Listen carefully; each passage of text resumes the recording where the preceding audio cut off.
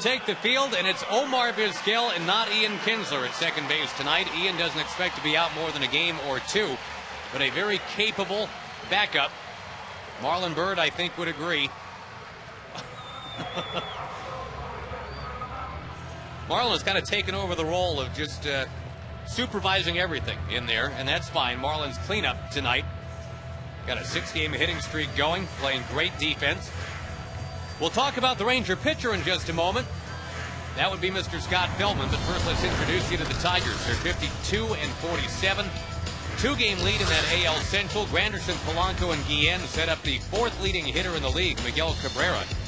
And he is mashed against the Rangers here in 09. Maglio Ordonez, former Ranger Marcus Thames, Ryan Rayburn giving Brandon Inge the night off tonight. Former Ranger Gerald Laird, former Astro Adam Everett, all taking their cuts against Scott Feldman. And the scouting report brought to you by the Dallas County Community College District. It's been an excellent season since Scott went into the rotation. He's won 9 games. He's one of the toughest pitchers in the league to hit. He's thrown terrific in July, 4th best ERA in the American League. His opponent's batting average, .236, 4th in the American League, and 10th in Major League Baseball. When you compare the two pitchers, obviously Verlander is the better known of the two pitchers. But when you look at opponents' batting average this year, Scott's actually tougher to hit, opponents' batting average-wise, than Verlander. Verlander gets the strikeouts. Scott gets a lot of weakly hit balls that are easy plays for the infield. The earned run averages are quite similar, both in the 3s. Ranger bullpen good to go. That Wolfpack now with additional dance moves thrown in at no charge. Defensively, the Rangers will have Murphy, Bird, and Hamilton out there in the outfield. Young, Andrews, Vizquel, and Blaylock in the infield. Always a thrill for Andrews to play with his childhood hero. Omar Vizquel and Andrews had double play combo. The Ranger catcher tonight, the Carrollton native Taylor Teagarden. And Vizquel has brought that kind of Red Bull shot of energy to the Rangers at the age of 42 this year. Fun to have him on the team, even if he wasn't performing at all. Even if he was just hanging around, it would be great. But as a bonus, he's hitting .274 and playing great D.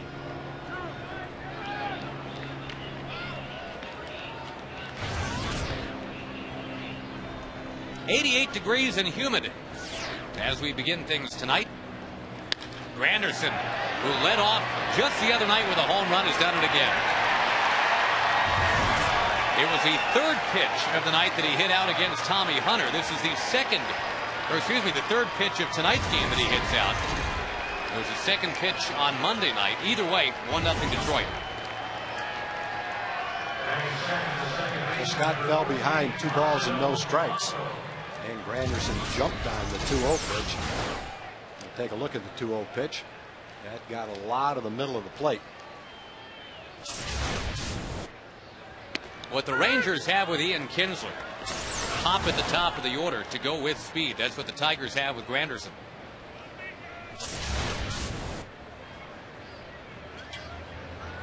Right now, Ian's the only 20-20 man. 20 homers, 20 steals in the AL. Granderson could be the second one.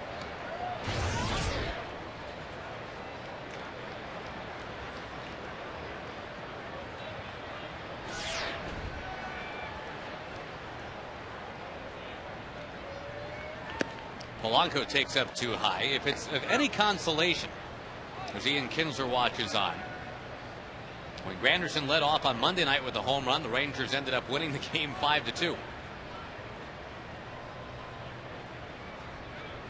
See if Feldman can settle in the way Tommy Hunter settled in.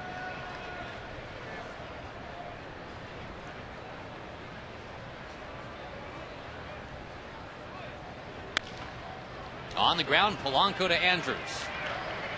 There's the first out for Feldman.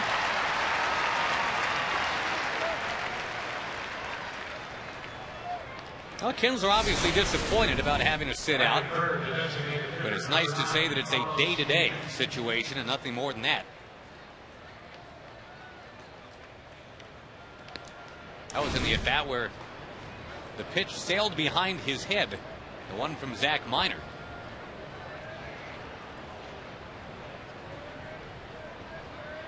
Later on in that at-bat, he was trying to beat out that roller. Felt something it just kind of seized in that hamstring.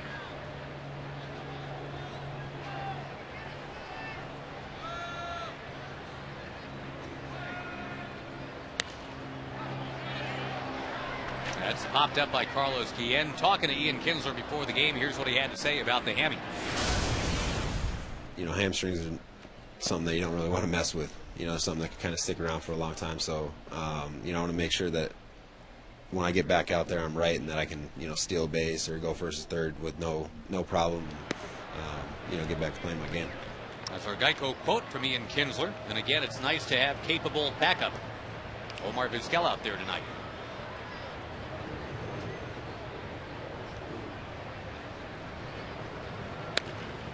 Rangers did make a roster move today to back up Vizquel, essentially. Joaquin Arias brought up from AAA. Oklahoma City was out there in Albuquerque playing, so he got the Albuquerque to Dallas flight today. Arias on the active roster. There he is. Doug Mathis sent down. You have to maneuver the roster throughout the course of the season, and in Doug's case, he didn't do anything to merit being sent down other than the roster had to be tweaked. And because he pitched 74, 75 pitches last night, he wasn't going to be able to pitch for 2 or 3 days anyway. And so he was the logical guy to go down, while the Rangers couldn't go into tonight's game without a backup in the infield in case something happened to one of the infielders. And so Doug was kind of the victim of circumstances in that roster decision. Feldman strikes out Guillen. He was close on that previous pitch. Now it actually does throw the fastball by Guillen. It's a tough pitch to contend with when the hitter has to be ready for the cutter on the inside of the plate. But when he throws that ball tailing away, it gives the hitter another look. And when they're coming in there at 91, 92 miles an hour, you don't have a whole lot of time to decide which kind of pitch it's going to be. That ball is going to find the center field off the bat of Miguel Cabrera. Cabrera has got, in the last 2 nights, 3 of the weakest hits you'll ever see. That ball was right off the handle. Last night he got a couple of little bloopers into right field. So I guess if you're keeping Cabrera to those kind of hits, you're in pretty good shape, making some pretty good pitches.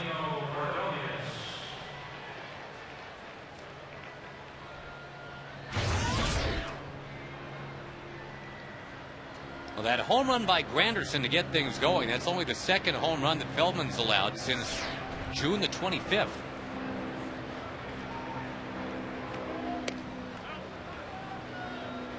Now going after Maglio Ordonez, who's had a down year, only 32 runs batted in.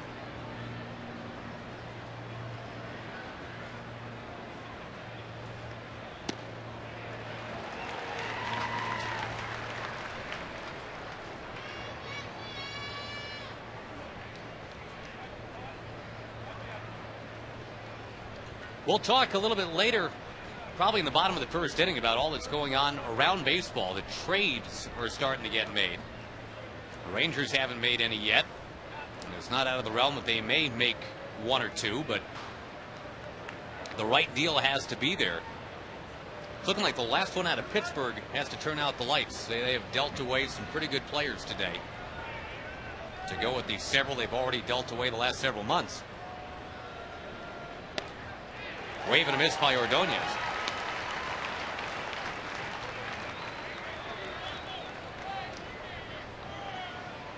Pittsburgh is just in a position right now where it's not working, and they might as well trade every marketable player that they've got with who's making some salary, and just get as many young players as they can and gear up for 2 or 3 years down the road. Pretty much the last 2 such commodities they had, they traded today. The first to go was Jack Wilson, and he goes to Seattle. Remember, the Mariners dealt away Yuniesky Betancourt, and now they have acquired a guy that was an all-star, a very solid shortstop. Jack Wilson doesn't get a lot of play, but he's kind of Michael Young light. And Ian Snell in that deal as well, a guy the Rangers reportedly had some interest in. Snell had been sent down to AAA. He was pitching very well down there. Huh? A pretty good catch for Seattle. Now, last one to Ordonez to make it 3-2. Well, about 3 hours after the Jack Wilson trade, Freddie Sanchez gets moved. 3-time All-Star. Well, and as we take a look at the trade that the Phillies made today, that's the big Cliff Lee deal. We'll talk more about that one as we have some time.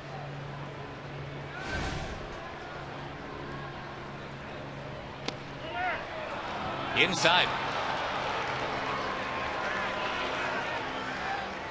And a tough, long first inning here for Scott Feldman.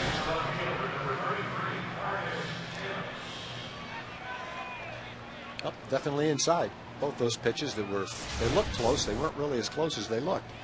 The 6th pitch and the 8th pitch were definitely inside. Now the one-time Ranger Marcus Thames coming up.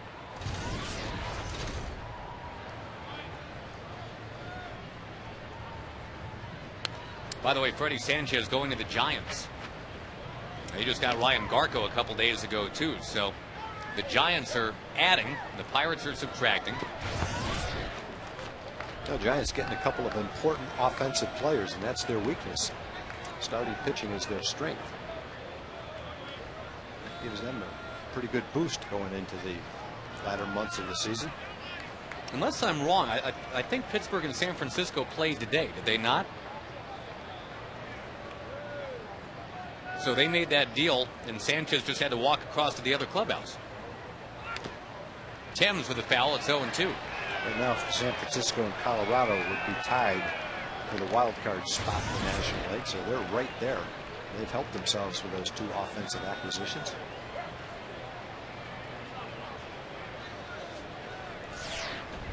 No news about Roy Halladay yet. But yeah, Cliff Lee has been moved today, and we mentioned the Pirates are completely dismantling.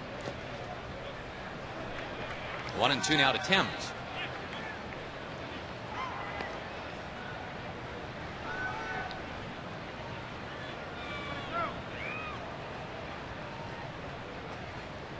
Well, Feldman's had patches this year where he's been able to get through 3 innings with about 27 pitches. Here's his 27th pitch of this first inning. And he's yet to finish off Thames.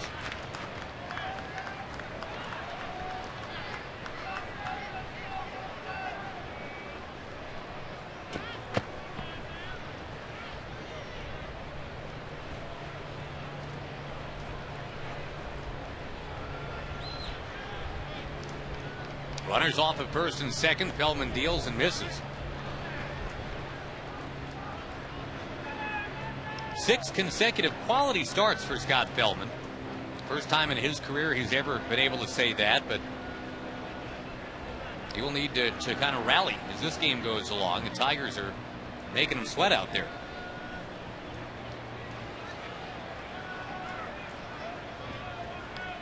Two out pitch inside. A lot of full counts here in this first inning.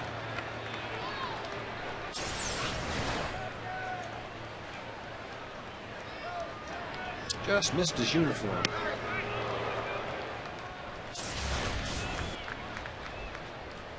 Runners will get going. And the payoff pitch is high. Feldman's just not quite right yet. Mike Maddox is going to run on out there to talk to him. Back-to-back 2-out walks from a guy who has not been walking that many. According to what I've got in front of me here, Tag, that's only the 2nd time this year that Feldman has walked back-to-back batters. This is his 111th inning. He walks fewer than 3 per 9 innings, which is pretty solid. So you're right. Control has definitely not been a problem for him. He's got a 3.04 ERA since he entered the starting rotation. That's in that time the 6th best ERA in the American League.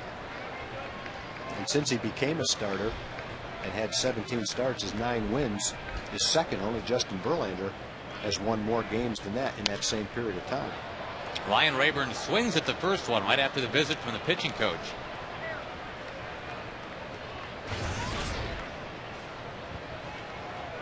I mentioned Brandon Inge getting the night off, and Rayburn, who was cooled to a batting average of .243.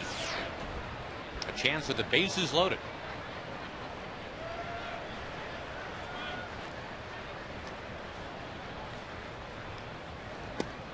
Backhanded nicely by Taylor Teagarden.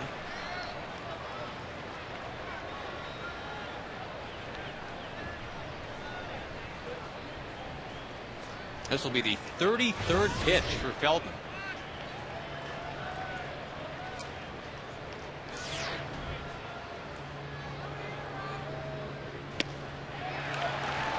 That one he just blew right by Ryan Rayburn.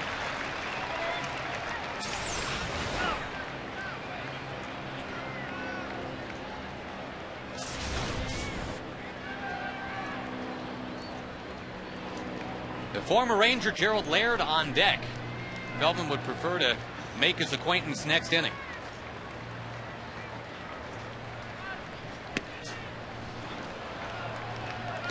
A lot of those pitches, he's kind of dropped his elbow, gotten his elbow underneath the pitch, so to speak, instead of getting on top of it and getting that downward rotation to make the ball go sideways and down just a little bit.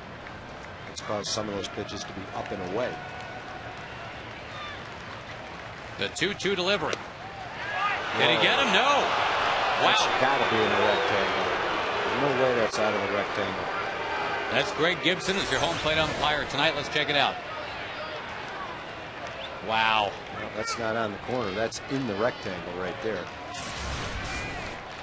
Now Feldman's got to shake it off. No place to put Rayburn. 36th pitch of the inning is fouled away.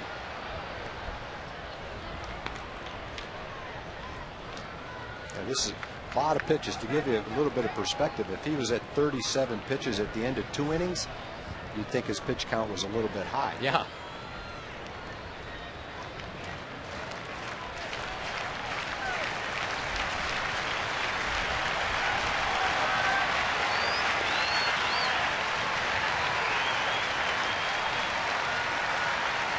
Runners go, another foul. Now he did put away Guillen with a strikeout pitch. Just couldn't do it with Cabrera, Ordonez, or Thames. Boy, now Rayburn.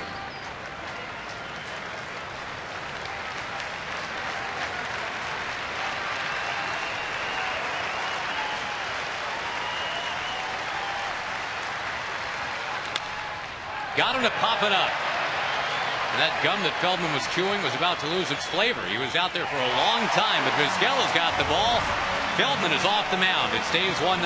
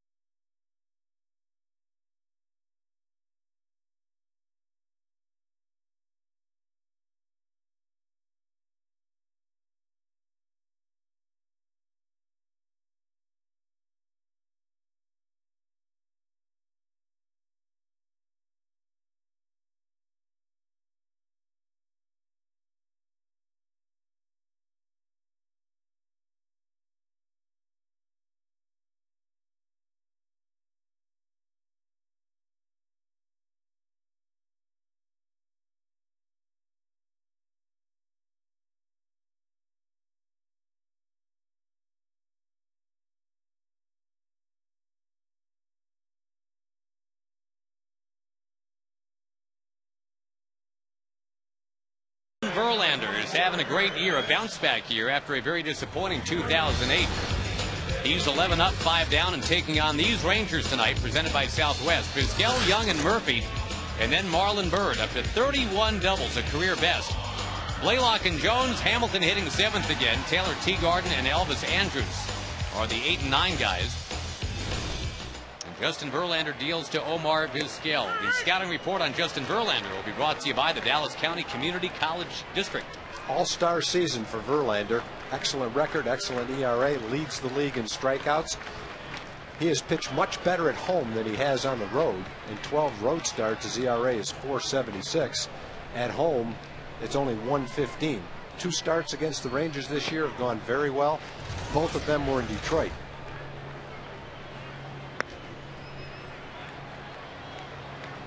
Last start for Verlander, he beat Chicago 5-1.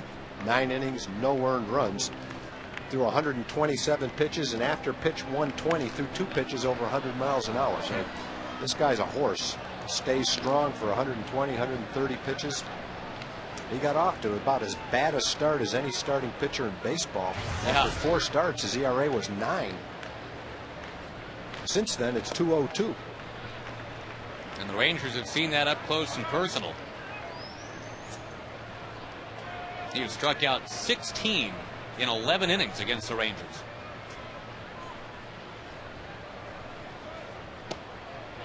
Oh, what's good for the goose is good for the gander. A little full count action here against Verlander. Yeah, that'll be pitch number 7 for Verlander right off the bat.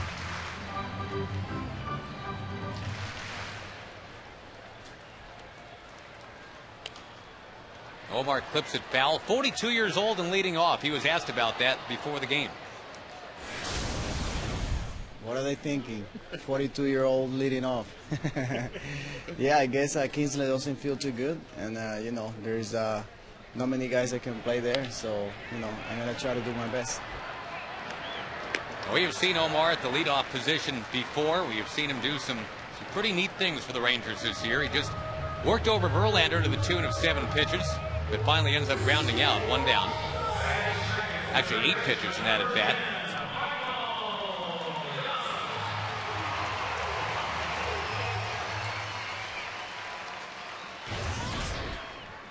All-star versus all-star here. Verlander against Young.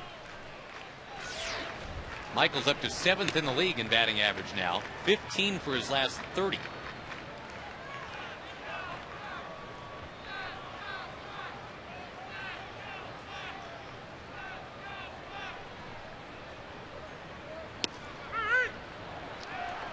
Last time we faced Verlander in the first inning, he was throwing 91 miles an hour mostly, a couple at 92. But gradually, as the game got going, or men got on base, that 91 and 92 turned into 95 or 96. So don't be misled by the low radar gun speeds, low by his standards, because they can change at any time in an upward direction.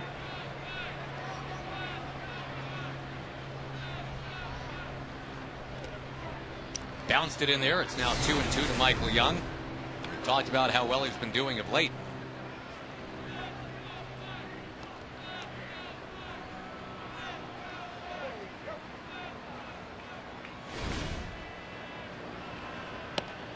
Strike 3 called. Michael Young was pretty sure that was going to be called third strike the way he started walking away. A league best 160 strikeouts now for Verlander. Of course, he's got the good fastball, but he's also got a real good curveball.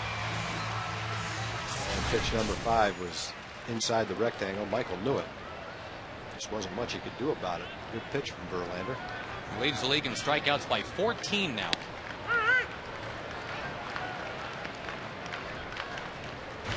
Tim Lincecum leads the major leagues. He's got 183 for the Giants. A couple of quick strikes to Murphy. And apparently Greg Gibson's going to give that pitch to the pitcher. Wow. Changeup. That's an exhibition right there. Justin Verlander puts him down in order. 1-0 Tigers at the end of 1.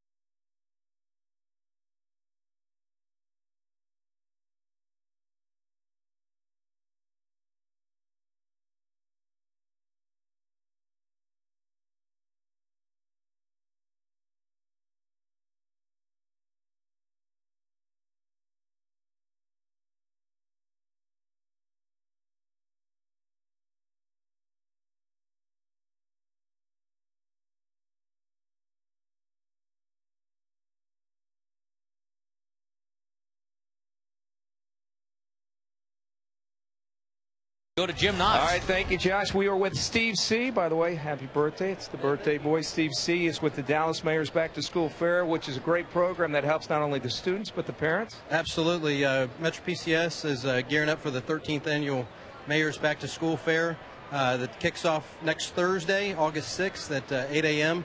And it's a great event, educational for families.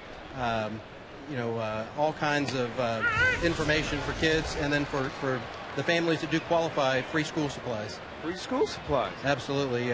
So great turnout last year. Almost 50,000 kids came out and attended. Metro PCS will be there giving out a lot of free stuff with an army of volunteers, and we're happy to be a part of the Mayor's Back to School Fair. There we go. And you see the website for those who want to get more information. Log on to that. Steve, nice meeting you, and happy birthday again. Appreciate it, Josh. Thank you, Jim. And here is Gerald Laird sailing one away towards right for Josh Hamilton. Well, Feldman got ahead right away, and it just seemed like that was an easier roll through a plate appearance right there. A 38-pitch first inning for Scott Feldman. I think it's interesting to note, too, that Jim Leland has decided that it's Rayburn instead of Santiago, Thames instead of Cleet Thomas. Get a couple of righties in there instead of guys that can hit left. Scott Feldman this year, a 207 opponent's batting average against lefties, 253 against righties.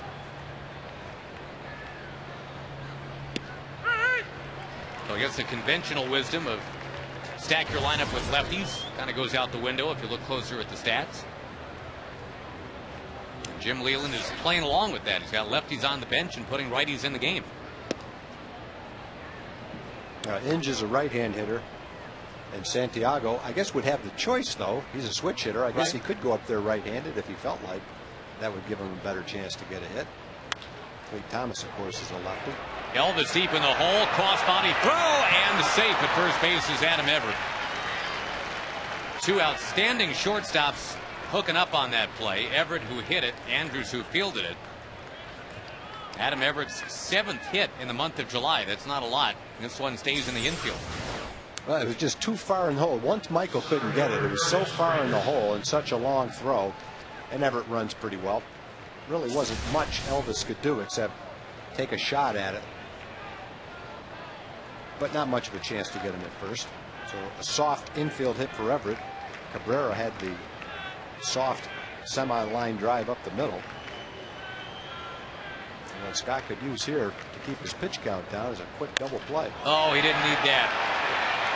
Granderson for the second time in the game to make it 3-0.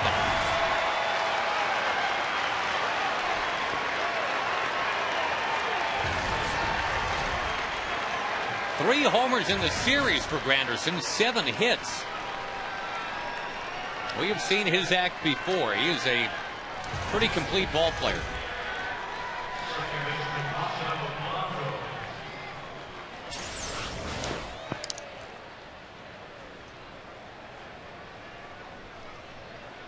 Well, Granderson parking a couple into the home run porch in right field. Granderson this year now has 22 home runs. He only has 15 doubles and triples, but 22 home runs. Generally, you would think of Granderson as a 40 double, 10 triple guy. Now Polanco able to tee off and on his way to second base. So it's been single, homer, double the last 3 trips to the plate for Detroit. Yeah, with the Rangers a little bit strapped in the bullpen because of Padilla missing a start and Kevin having to come out of his start after 2 innings. I think in this game you go into it saying, okay, well, the bullpen can get a little bit of rest because Scott's pitching, but early in the game the results are indicating that the bullpen's going to have some work to do today.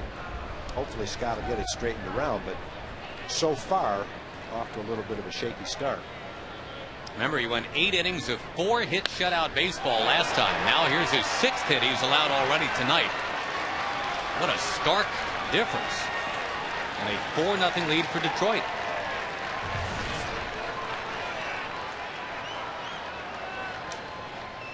The inning started well as he hopped ahead of Laird 0-2, got him on a lazy fly ball to right. Then that infield hit and then chaos.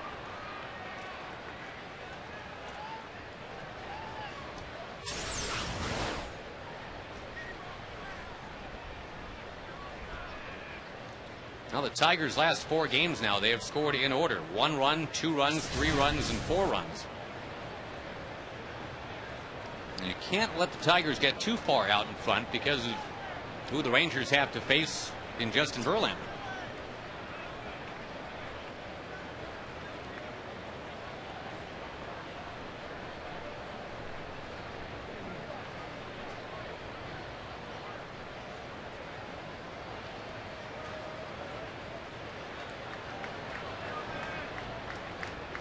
Miguel Cabrera with a single last inning. Infield a double play depth.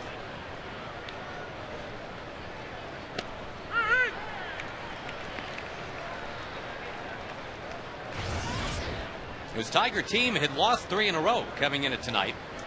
Rangers have won 3 in a row and 8 out of 9.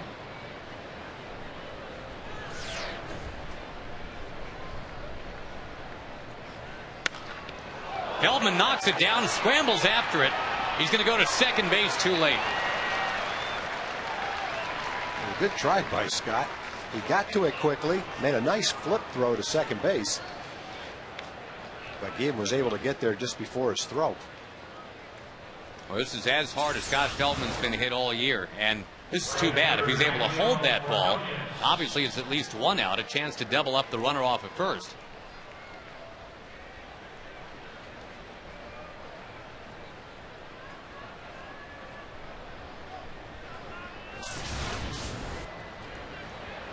Double play still in order. Maglio Ordonez, the hitter.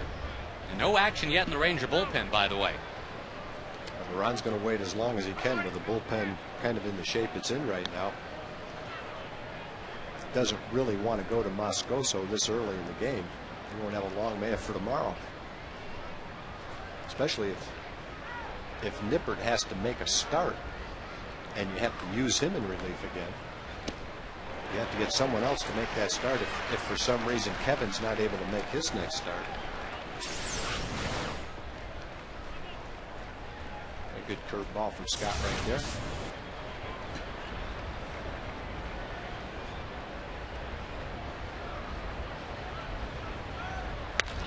Another one back to Feldman, and this time he does make the play. That's basically 3 in a row right back like that. 1 went into center, 1 went off his glove. 1 went into his glove. And that's a double play to end the inning.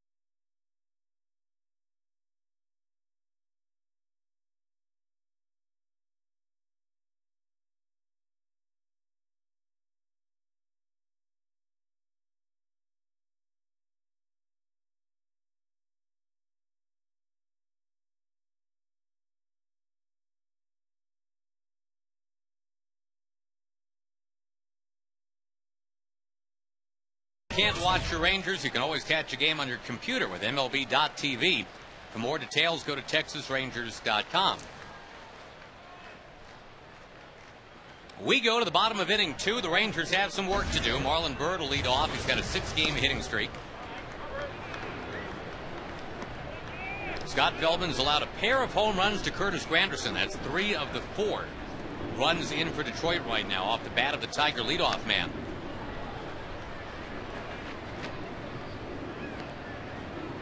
And the Rangers are going to have to push back now against Verlander, who's already got 11 wins.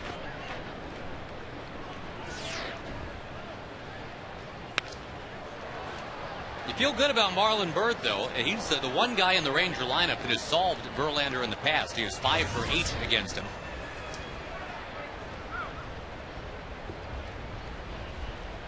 Seven hits for Marlon during this 6-game hitting streak.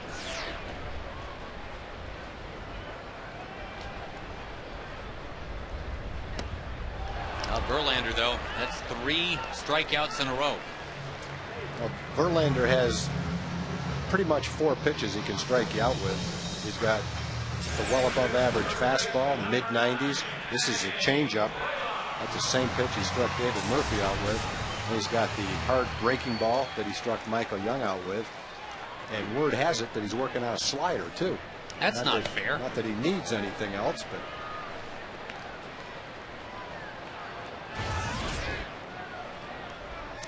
pretty quick worker on the mound. Blaylock shoots one in the air to center.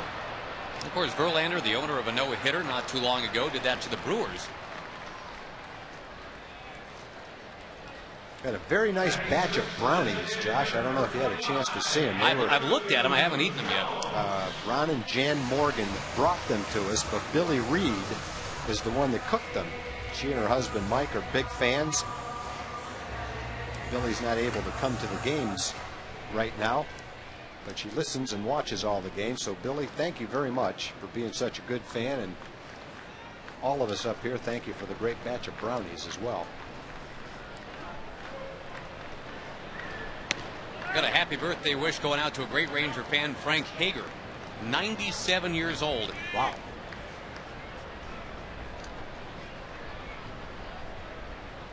Watching in Abilene tonight. Hopefully they've alerted Mr. Hager that we were going to say hi and hello and happy birthday. Make sure the volume's up on the TV. That looked a little more like a slider right there than his curveball.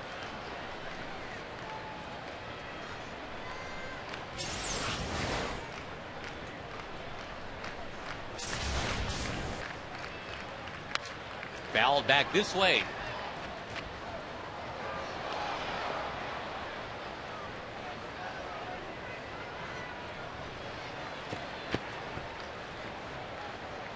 Been a comeback season for Andrew Jones. Only 3 homers all last year. He's got 5 times that this year.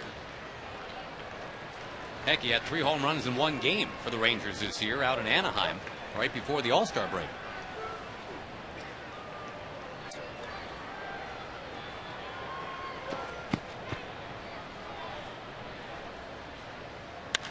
Tagged left field, and there it goes. Andrew Jones has the Rangers on the board. Wasn't much doubt about that one. That's all the way to the back of the seats in left field. Off-speed pitch. I'd say Andrew got all of that one.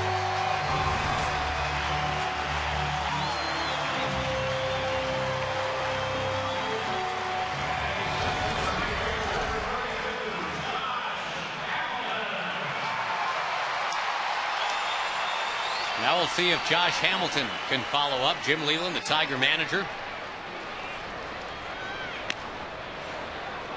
There was a little bit of shouting back and forth in the game yesterday. Jim Leyland was in the middle of that. To see what the fans were shouting about, that home run swing from Andrew. That was a slider right there, and I think that's the newer breaking ball that he's working on. After that blast, he might go back to the curveball.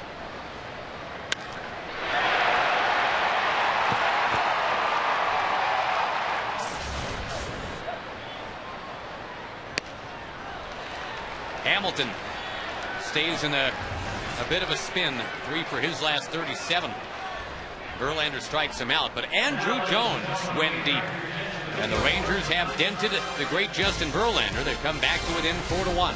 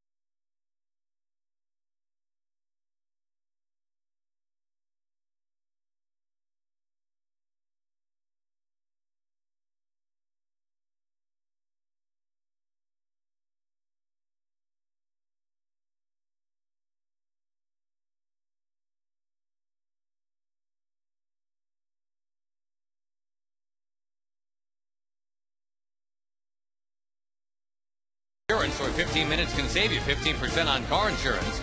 By AT&T, switch to the nation's fastest 3G network. AT&T, your world delivered. And by Whataburger, just like you like it.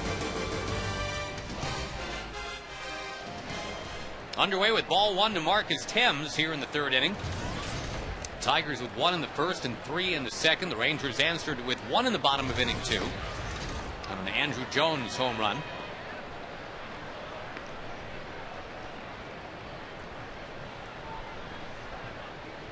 A stumble out of the gate for Scott Feldman tonight. Marcus Thames launching to left field. David Murphy going back, still going back to the wall. He couldn't get it. It bounces to Bird. And Scott Feldman still getting hit hard. That's 8 hits he's allowed. Twice the number of hits he allowed in 8 innings his last time out. Well, Scott hasn't had a game like this that I can remember.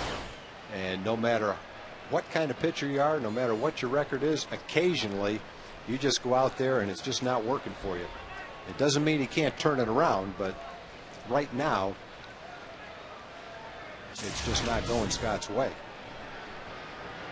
And when you come into the game with a .228 opponent's batting average, 4th in the league, it pretty much says it's been going your way for almost 17 starts. And so if this is one of the bad ones, they've been few and far between. He's been helped by a double play, that line drive double play. And you're right, Tom. I mean, right now, the Tigers are 8 for 13 against him. If you look at Scott's batting average against us here, you would expect 3 for 13 if you face 13 guys. Yeah, when the Tigers are hitting the ball like this early in the game, it just tells you that at least right now, Scott doesn't have his good stuff going for him. And the Tigers, we kind of threw it out there during the pregame show. They are or were due. This is only the 3rd time since the All-Star break they have scored 4 runs in a game. Yeah, they've had the best pitching in the league in the month of July, which has allowed them to tread water in July and maintain a lead. They've got a 2-game lead over the White Sox and over the Twins. The Twins beat the White Sox last night. So they're still hanging tough in first place, trying to get their offense to come alive, but they've had some great pitching in July. Twins and White Sox are head-to-head tonight. Right now, Minnesota leading 2-0 in the bottom of inning 2.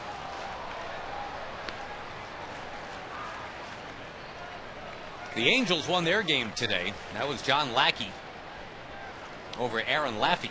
The Lackey-Laffey matchup. It was 9-3 Angels today. That's why the Rangers are now 3 back. A little bit in, and That inside corner has not been being given to Scott Feldman. That one was definitely inside.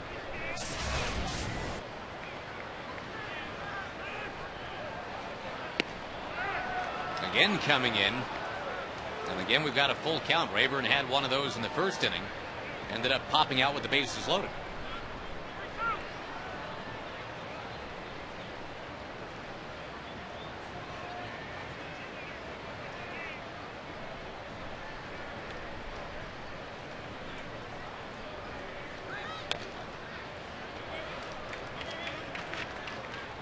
The Mariners beat the Blue Jays and Roy Halladay today. That final 3-2. Ryan Roland Smith upstaged Halladay, taking a no-hitter through 6 innings. Halladay gave up 11 hits in what some people think could be his last start as a Toronto Blue Jay.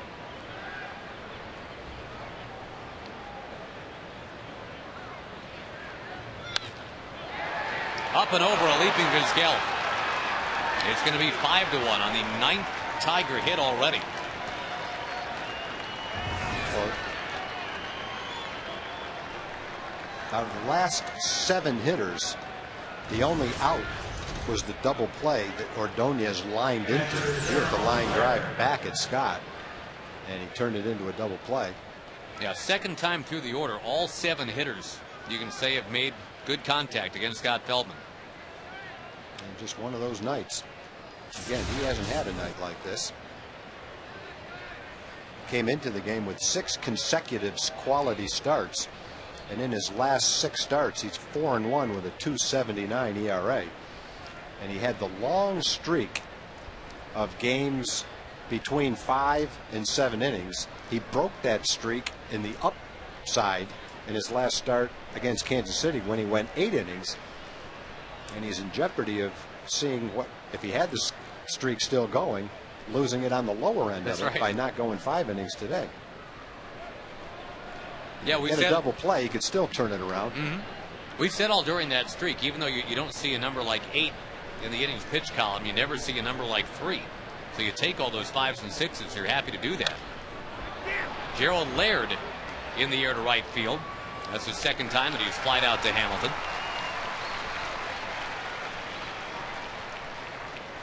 Well, when you're having the kind of year that Scott's having in 17 starts, I think you qualify for a mulligan. This one's not going his way right now, but you know, if he can get the sinker back, get his cutter back, and get through 5 or 6 innings, keep it around 100 pitches, and still give the team a chance to come back in the game and keep the bullpen from having to pitch those extra 2 or 3 innings.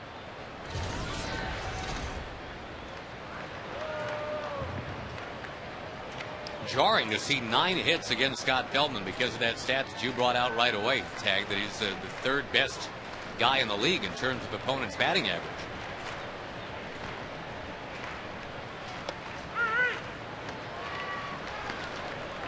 First pitch strike to Everett.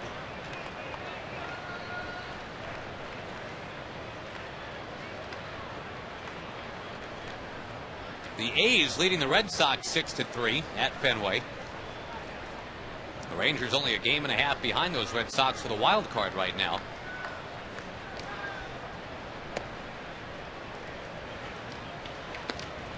Yankees leading at Tampa Bay 3-0 in the 6th inning. Jabba Chamberlain working on a 1-hitter in the 6th.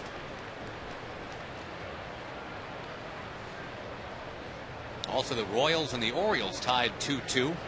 That's after 3.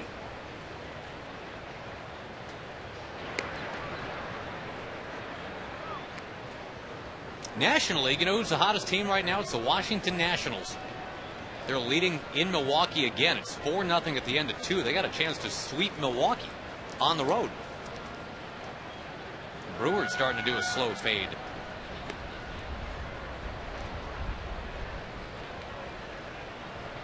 The Cubs caught up to the Cardinals in the NL Central today by thrashing the Astros 12-0. Another home run for Alfonso Soriano.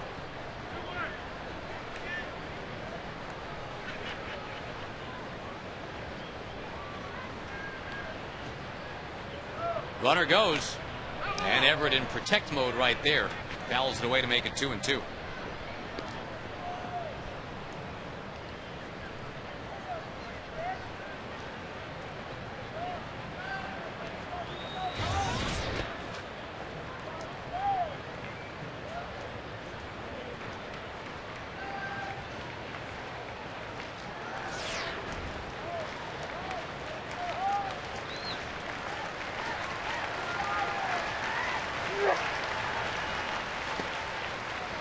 These deep counts continue to be there. Feldman already at 70 pitches for the night, as he's not yet through the order a second time. 5 full counts.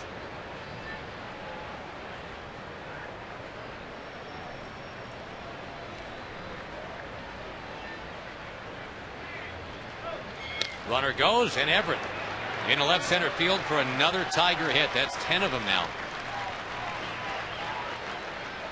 Adam Everett had been 6 for 44 in July. He is 2 for 2 tonight. And I'm with you, Tag. I mean, it just wasn't Scott Feldman's night. Everybody has a night like this. It just happened to show up on Wednesday, July 29th for Scott Feldman. And Ron waited pretty much as long as he could. He wanted Scott to be able to have a chance to turn it around, to get through the rough times there in the first 2 innings, if for no other reason than to save the bullpen, but just wasn't happening. Just chalk it off, come back out in your next start and get it back together. But just one of those starts where it wasn't working. And Guillermo Moscoso, who got the last out last night, going to come in for Feldman here. We'll be right back.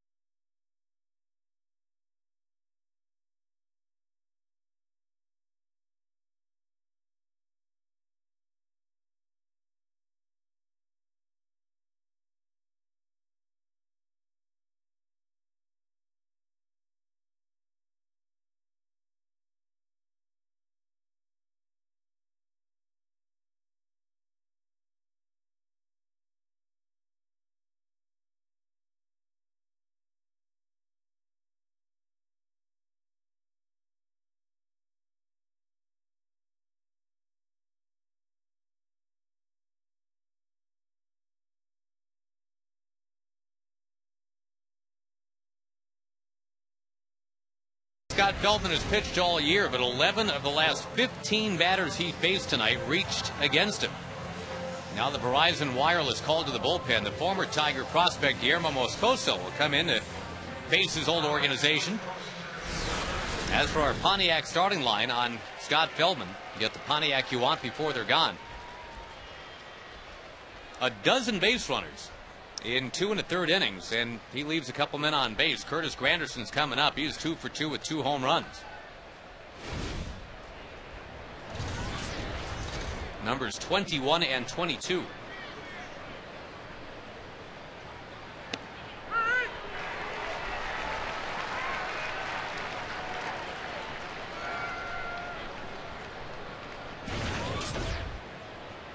A 1.85 ERA at AAA for Moscoso, the native Venezuelan.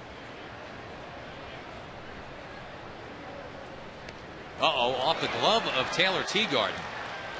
And you really wanted to keep that double play in order. That's going to be a wild pitch instead.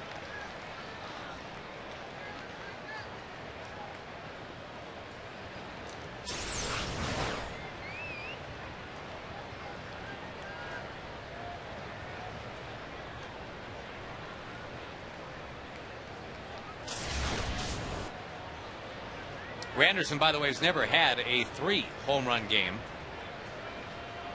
But in the first 2 innings tonight, he's got 2. Infield in at the corners. Granderson out in front of it. 1 ball, 2 strikes. As a leadoff hitter, Granderson has hit 18. And again, overall, he's got 22.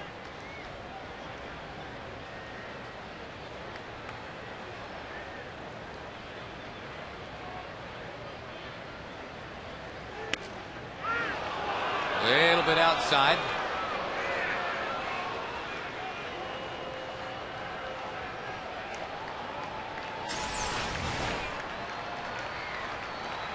And up. Most of the calls have been verified as good calls by our tracker.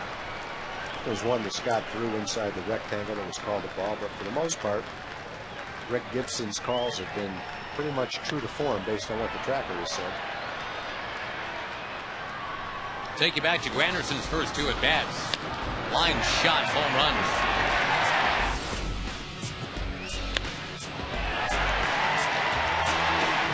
University of Illinois, Chicago.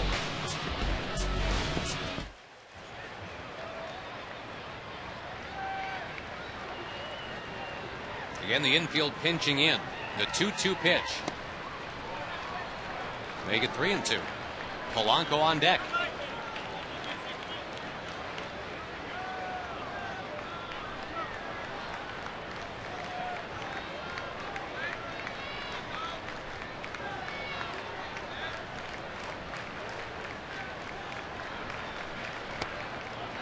Walked him. And this one just sticks out like the proverbial sore thumb. The Rangers have been pitching so well, really all year, but specifically in this month of July. The Rangers, their last 9 games, had allowed 22 runs total. What is that, about 2.5 a game? They've already allowed 5 tonight. Bases loaded, just 1 out here in the 3rd.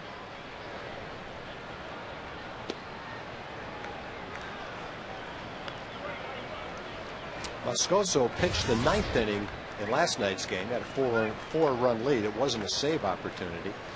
Otherwise, CJ would have been in there.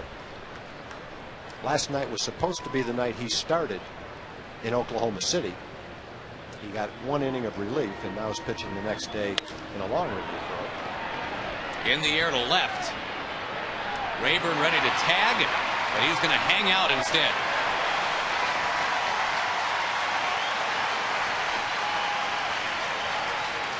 And obviously it is all about damage control right now. The Rangers have already fallen behind by 4 runs with Justin Verlander on the mound for the Tigers tonight. It's up to Moscoso to keep this thing at 5-1.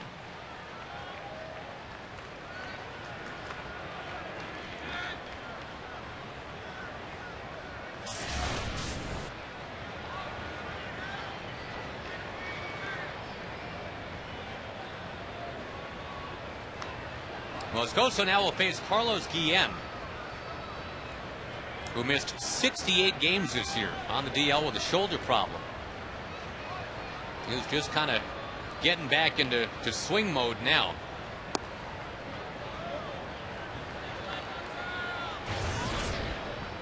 Had an RBI single last inning after striking out in the first.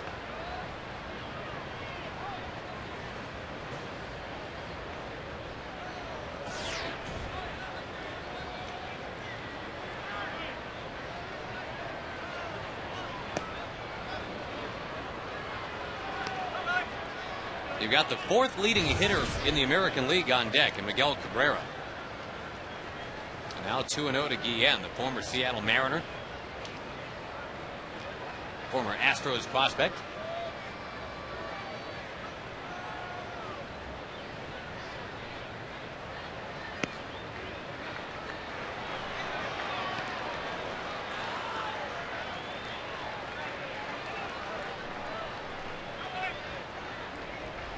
Runners on base, at least 2 of them anyway. The responsibility of Scott Feldman.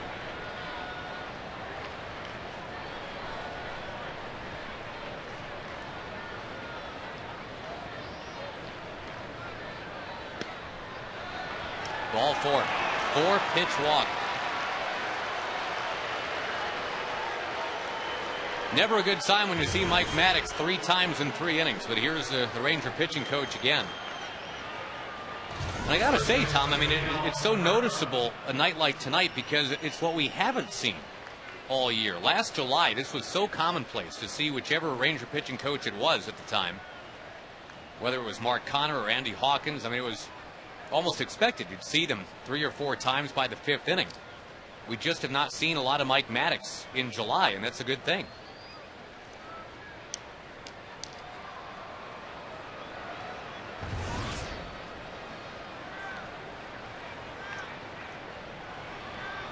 Whether you're the Yankees, whether you're the Red Sox, it doesn't matter. In 164 games, you have these kind of games. That ball walloped by Cabrera. And Marlon Byrd finds it. Wow. The Rangers needed a lift. They needed a break. That wasn't necessarily the route to the ball No. Marlon wanted to take, but the end result is what he wanted. The ball went in the glove.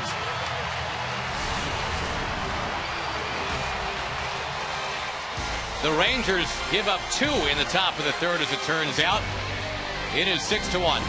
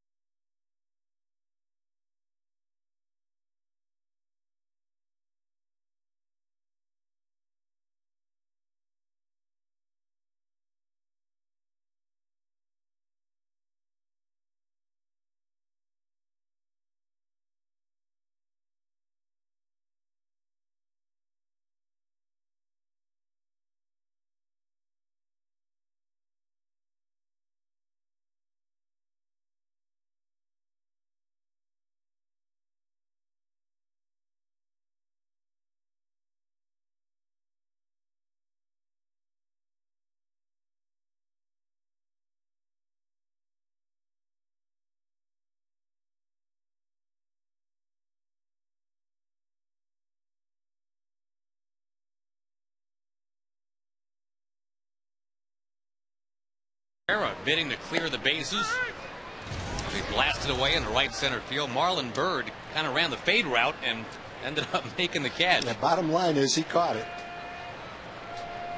Stayed with it, too. Taylor Teagarden will check his swing and take strike 2 from Justin Verlander.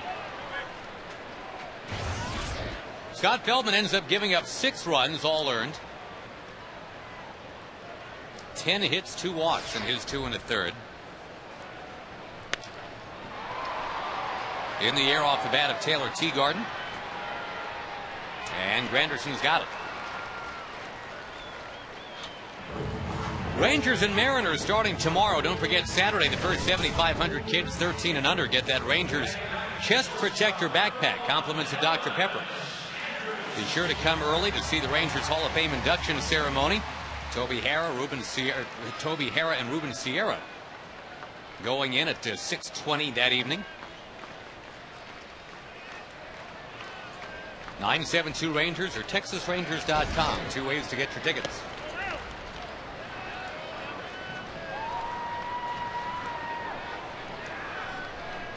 Of the last 12 pitches that Verlander's thrown, that was the first one that was not a strike. Andrews hoisting the next one that was a strike into right field. Elvis had been 5 for his last 7 at bats. He's up to 20 steals now, too. We're told he's the youngest player with 20 steals since Andrew Jones. Andrew was turning 20 in 1997 when he had a 20 stolen base season for Atlanta.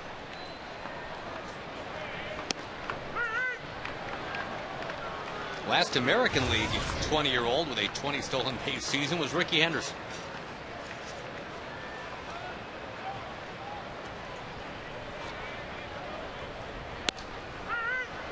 Speaking of Ricky Henderson, Omar Vizquel, a 42-year-old leadoff hitter.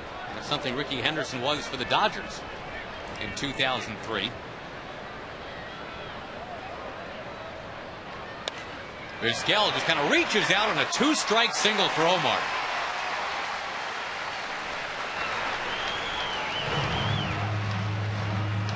This is only the 5th start for Omar in the last 5 weeks. Trying to take advantage of some playing time tonight. A base hit with an 0-2 count.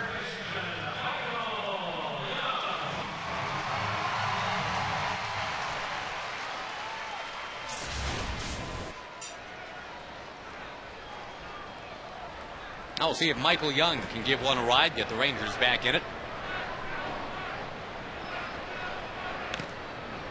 Michael's got a shot at his career best for a home run season. He had a 24 home run season in 05. This year he's at 14.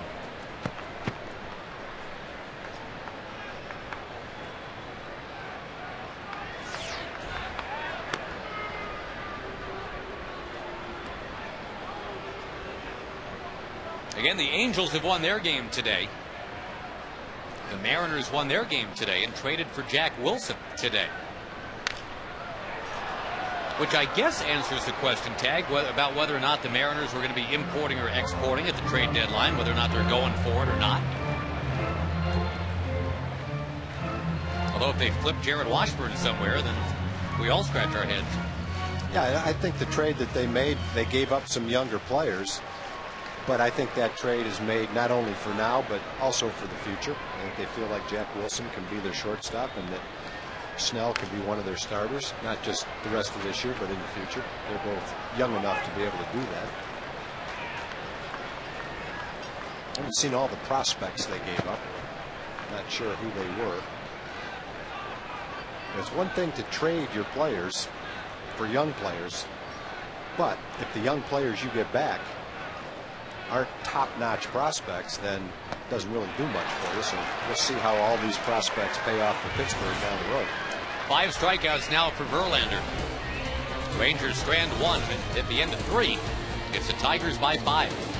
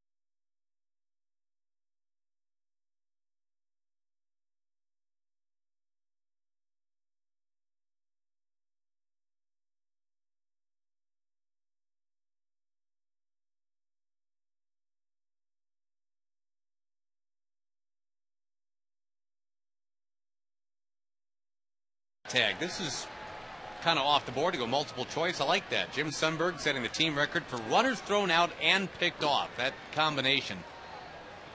Which number do you like here? A, B, C, or D? 70, 65, 63, or 62? We've got the correct answer for you in the bottom of the 4th inning. How are you on multiple choice in the school? Not bad. Not bad. That's what the SATs were all about. Yeah. You know. Yeah, I preferred an essay answer myself, but I could memorize things pretty well, so I wasn't intimidated by the old pick a number. What about true or false? Were you a true or false guy? No, I didn't like those. I felt like I could get tricked on Yeah, those. that's exactly right. A lot of I those never on. felt confident, even when it was an easy one. A lot of true and false on the driver's test, I remember. Tripped me up. Maglio Ordonez, the batter, and sends one into the crowd. A night that Scott Feldman lasted only 2 1/3. We'll see how long Guillermo Moscoso can go against his former organization. Hey, did you pass your driver's test on the first go-around? I believe I did. Yeah, you're an athlete. You got that hand-eye coordination thing going. The one that got me was the one that said none of these, you know, because now you start wondering if there even was a right one. Michael Young pockets it. The one that's really tough is the true, false, or none of these. That's a pretty tough question. All right, true or false, we're going to Jim Knox right now. True. True, that's right. It is true. Hey, here we are. Thanks, Josh and Tom. Ken Burns, the great Ken Burns, author and producer of several documentaries, and the one that sticks out in our mind is, of course, Baseball. That was back in 1994. That one took 4.5 years to shoot, over 18.5 viewing hours, I guess you can say. But now you have another one that you've been working on for the last 2.5 years. Yeah, well, it's the only project that I'd ever want to update. So we had 9 episodes before, which we called innings, and now we're working on the 10th inning. And about this time next year, we'll be releasing the 10th inning of baseball, 2 hours, dealing with everything from where we left off. And where we left off was the World Series in 1992. We're going to back up to the NLCS and take you through good times and bad. I mean, these last 15 years of baseball have been a roller coaster, you know. Wonderful, wonderful play on the field, steroids, strikes, the whole complicated mess. But it's the greatest game that's ever been invented, and God willing, every 10 or 15 years, I'd love to add an 11th inning and a 12th inning. It should be a great documentary. You're a 7-time Emmy Award winner and 2-time Academy Award nominee. Now, in this documentary coming out next fall, talk about something that you think that maybe your average baseball fan may not realize. You know, we went and visited this tiny little town called San Pedro de Marcari in the Dominican Republic. It is the town that has produced more baseball players than Major League Baseball players than any other town in the universe. And these kids play in bare feet in these rock-strewn streets. The dedication to baseball reminds me of our golden age back in the early 20th century when farm kids played. The only game there was an amazing sport. It's still the best one. Now we have lots of competition and people don't always see the greatness of this game. These kids do, and so we want to highlight the players, because when you go out there, the top names in baseball are Ramirez and Cabrera and Rodriguez. It isn't Smith and Jones and whatever, you know, Robinson. The game has changed just as the American story has changed, and I've always felt that baseball is a perfect mirror of America. That's what been my beat for the last 35 years. I tell stories that reveal Americans to each other, and there's nothing more revealing than the game of baseball. Yeah, Real Magazine said that Americans learn more about the history from Ken Burns documentaries than anyone else in America. Ken, nice to meet you. Best of luck. We'll look for that next fall. Appreciate the time. Thank you, Josh. A happy birthday to Ken Burns. Turning, how many years old would you guess Ken Burns is? Because he looks great. 41. 56. Wow. I can honestly say I've never seen a movie or anything on TV that I like more than his baseball series. That was by far the best thing I've ever seen. That guy is some kind of talent, boy. The one on the Civil War, outstanding. Yeah, not to mention the other ones. I know. He's done one on jazz music, which is tremendous. I didn't see that one. I did see the Civil War. My goodness, Marcus Thames clobbering one to left field. His 99th career home run puts the Tigers further out in front. And it's a coming back. This one is. Well, after looking at Marcus's line in this game, a walk, a double, and a home run, glad he wasn't playing in the first 2 games. No kidding.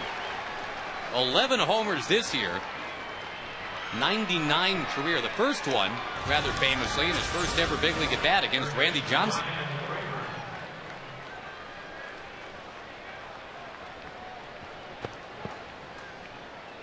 Well, just one of those nights. Yeah, and I think as you look down the road in this ball game, you just hope that Moscoso can be efficient with his pitches and get deep into the ball game, because Nippert has just pitched, and all the other guys are guys that you'll use more late in the game. Jennings, Grilly, O'Day, Gordado, Wilson. And if the group of 5 has to pitch 3 or 4 innings in this game, then you really get into a difficult situation for tomorrow's game. Again, the Tigers had scored 6 runs total in their last 3 games coming in at tonight. They've got 7 runs in tonight in 3 and the third innings.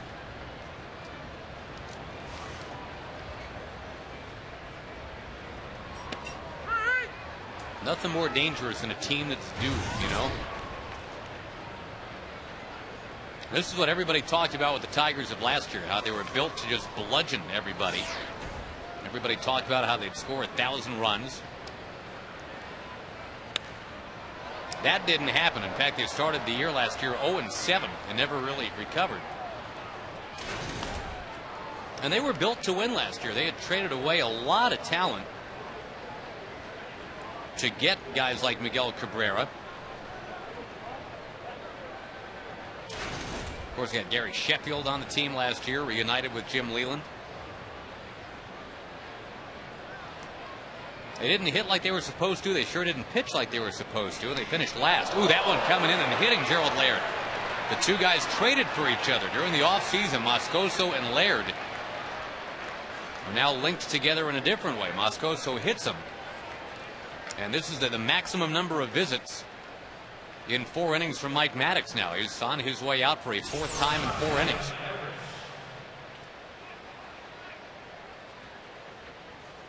So Moscoso now has thrown 29 pitches for essentially 1 inning. So you just hope that he could turn it around. Otherwise, it gets kind of problematic as far as the bullpen is concerned. And I can't see the Rangers being able to go into tomorrow's game without making another move. Derek Holland is scheduled to pitch tomorrow. Padilla the next day. You hope Padilla is healthy enough to pitch 2 days from now. And then you kind of put the pressure on Derek to go 6 or 7 innings tomorrow. So kind of keep our fingers crossed that Guillermo can get it together and, you know, get into the 6th, 7th, or 8th inning in this game. This is a weird day all the way around. Do you know it's 16 degrees warmer in Seattle right now than it is here in Arlington? Yeah, I saw it was almost 100 degrees today. It's now gotten past 100 in Seattle for the first time. Wow. For the first time ever? Over 100. Yeah, they say it's never happened. Never before? happened. Jeez. Global warming tag. Wow. Vizquel makes the catch. Adam We're Everett. not there. The Mariners are, and you know the thing about Seattle, there's not exactly universal air conditioning in Seattle because it rarely gets above 80 or 85 out there, and when it does, it doesn't stay that way for too long. I got to imagine 102, which apparently is what it is out there right now, for a lot of people, it's just got to be incredibly uncomfortable. We're at 85 here.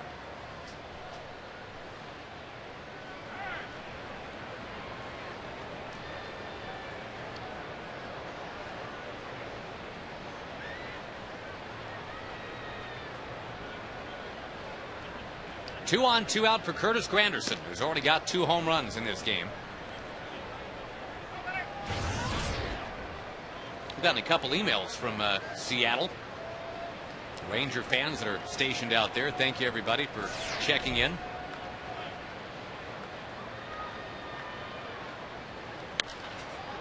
High fly ball from Granderson. Elvis Andrews fades back on it. Murphy coming on. Murphy makes the call on the catch. Minimal damage. The home run by Thames, and 2 more Tigers left. 7-1 Detroit. We go to the bottom of inning 4.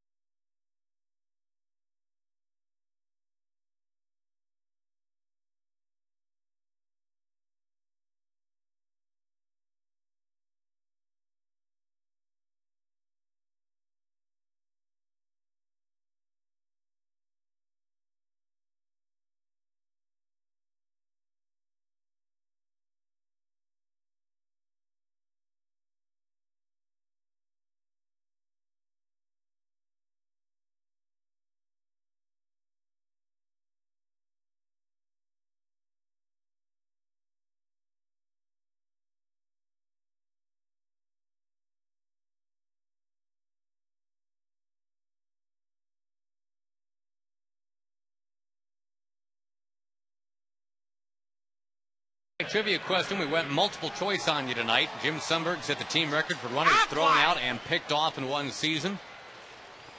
We were looking for a 70, 59 caught stealing, 11 picked off. He also hit all those other numbers we threw out there for you.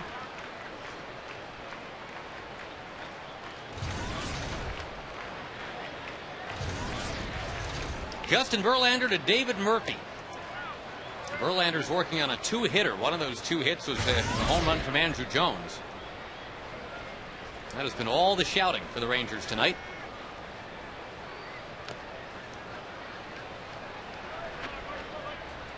You mentioned Verlander is an all-star this year. He had a terrific 2007, was 18-6 a couple years ago, led the league in winning percentage, despite leading the league in hit batsmen and wild pitches.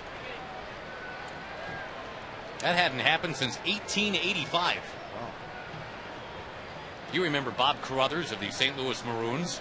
No, as a matter of fact, I don't. Right. I don't remember the St. Louis Maroons. Murphy down on strikes. Marlon Byrd comes up next, and Marlon has had the catch of the night. Back and over. That's effort right there. I love his reaction to it. I think the ball fooled him a little bit the way it traveled.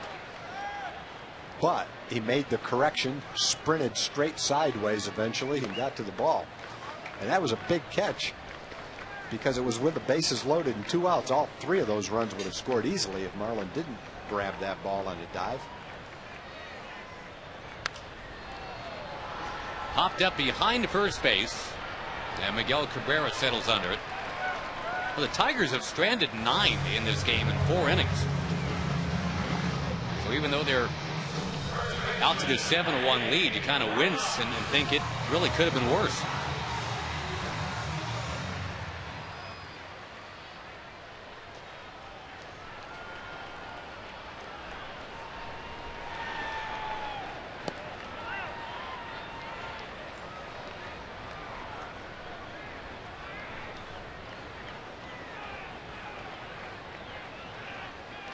One out to Hank Blaylock. I'll make it 1-1.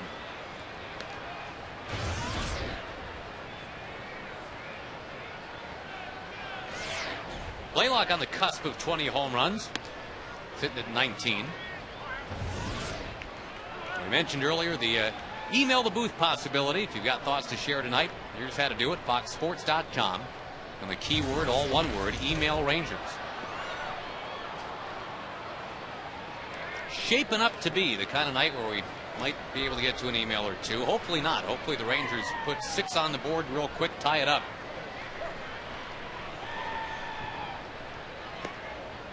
That one squirts outside from Verlander.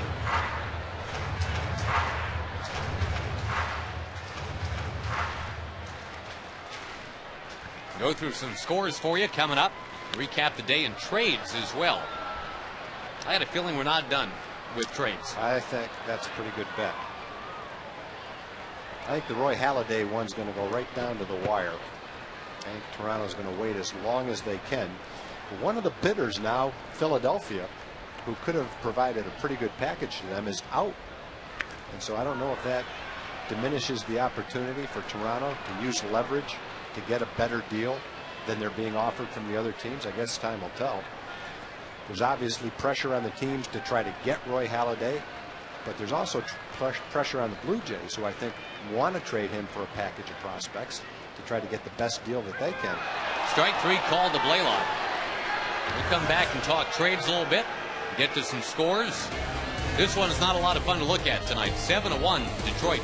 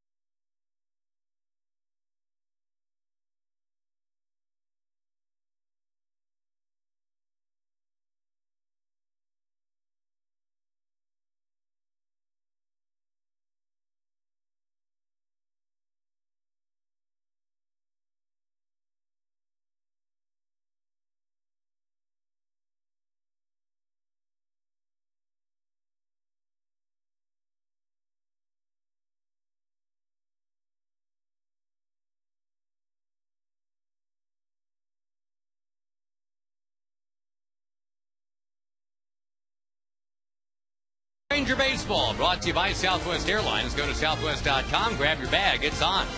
And by the Ford F-150, it's not just a pickup truck, it's a Ford F-150.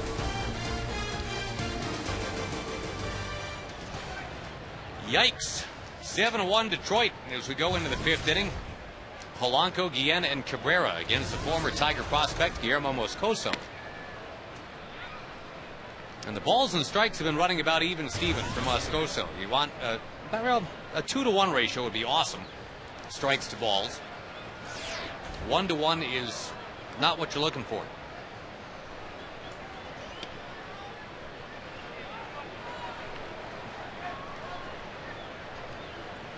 Polanco, who's got an outstanding eye, is 1 for 3 tonight.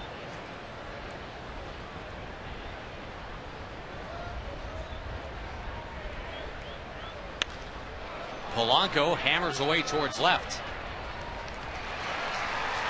1 down, 5th inning. And folks, don't forget Friday nights here at Rangers Ballpark.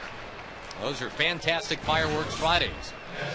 $10 tickets, $5 parking available to see the Rangers and Mariners coming up in a couple of nights. Enter fireworks as a coupon code at TexasRangers.com. Sponsored by 105.3 The Fan. Cool hat right there. Digging that.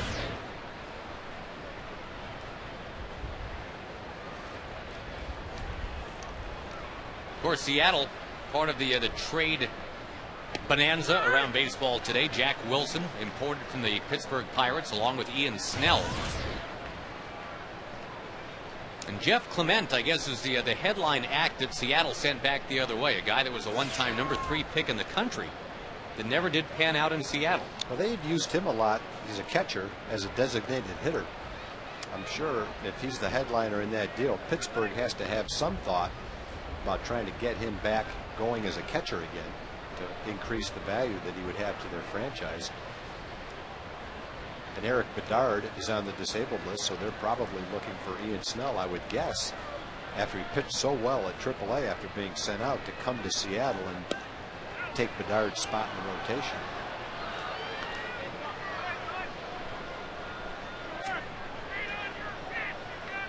The Phillies sent 4 prospects to the Indians today for Cliff Lee, and the word out of Cleveland is Victor Martinez is the next guy out of town. One of the prospects coming in from Philadelphia today was their best catching prospect. I think that kid was a #1 draft choice a couple of years. Marston or Marston. They got a pretty good group of young players from the Phillies. One of their best position prospects was a shortstop, a catcher, one of their best position prospects, real good young pitcher. They never did have to give up J.A. Happ. No. And you know, from Philly's standpoint, if you're going to get a really good pitcher, it just defeats the purpose if you're going to give up a major league starter that's doing a great job for you too. You want to add to your pitching, not get one a little bit better than the one you're giving up. That's kind of shuffling the deck is all you're doing. It's not really helping you enough to warrant giving up that many prospects, even if the one you're getting is a veteran and a little more established than the young one you'd have to trade. But yeah, Jay Happ is, let's face it, he was 7-0 the other day. I'm not sure what he's done since then. But that's a pretty good young pitcher. His ERA was under 3.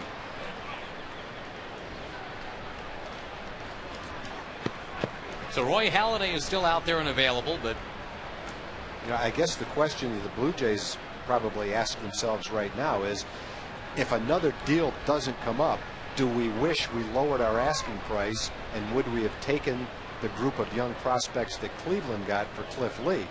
I don't know what the answer is to that. Maybe it's no, in which case it doesn't make much difference. Now there's a catch right there. I didn't see it. Who got it? The guy in the red, a leaping catch, one-handed it without a glove. Nice play. Might have a look at it right here. Wow. He left-handed that thing. I like the guy behind him had a glove on and then looked behind him to see where the ball went. Moscoso's going to walk Carlos Guillen, who's now been on base 3 times in the last 4 innings. We go to Jim Knox. All right, thanks, Josh. Tom, look, I think I found the best sign here tonight. I'm not even 2 years old, and I can say Satalamakia.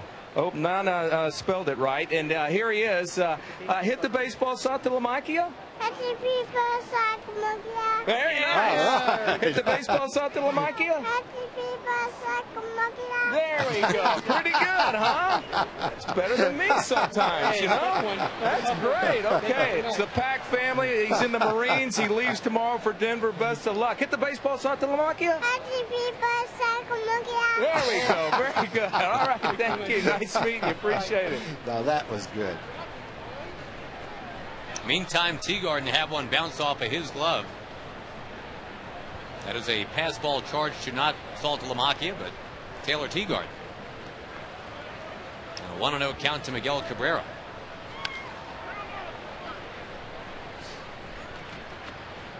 Seven to 1 Detroit.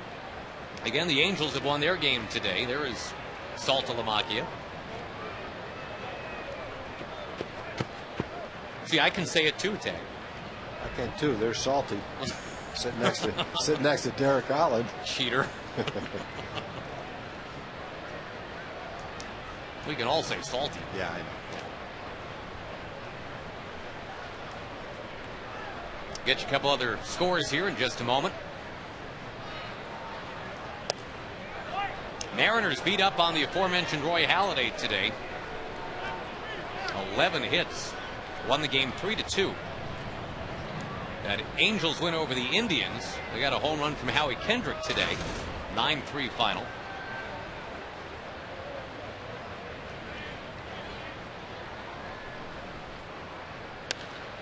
Golf's fair.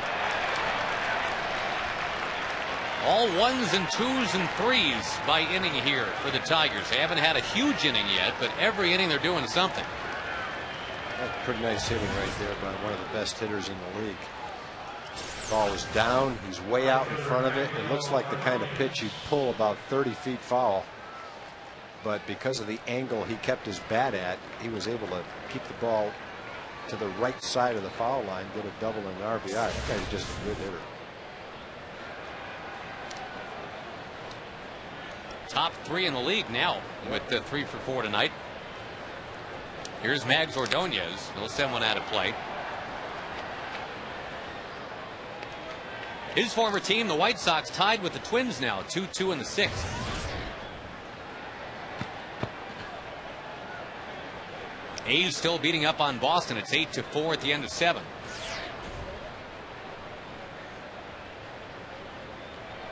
Rangers currently a game and a half back in the wild card pursuits behind Boston. Jack in the Box showing it to you, the AL wild card.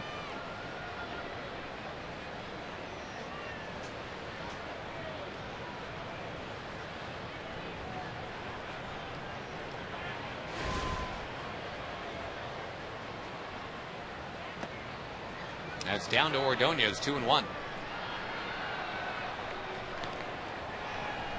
Yankees wiping out Tampa Bay tonight, 6-0 in the 9th inning. Mark Teixeira is hit number 26. That is a league high total.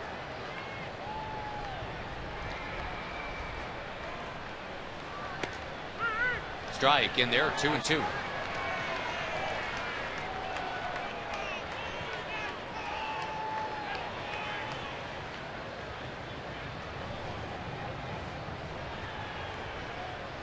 So the Rangers have had to throw 124 pitches in this game already. We're in the 5th inning. Andrews in a close play getting Ordonez.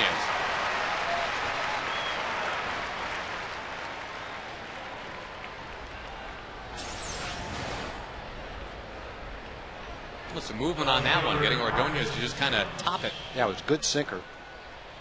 Moving down a little bit out of the strike zone. It's been a big night for former Ranger first baseman. We mentioned Teixeira with home run number 26. Adrian Gonzalez is hit number 28 for San Diego. The Padres lead in Cincinnati is 7-1 into the bottom of the 9th. And the Reds are just sliding away. The Padres tonight have only given up 1 hit, and the rookie Matt Latos, he's only 21 years old, 6'6" right-hander. A 1-hitter for 7 innings tonight. The bullpen from there.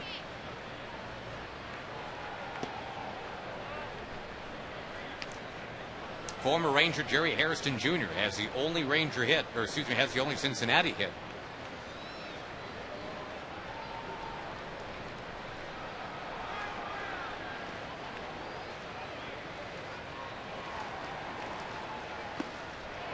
Wave and a miss by Marcus Thames. Thames having homered to left field last inning. Good breaking ball, had Marcus way out in front of it. Good game for Marcus. Walk, double, scored a run, home run.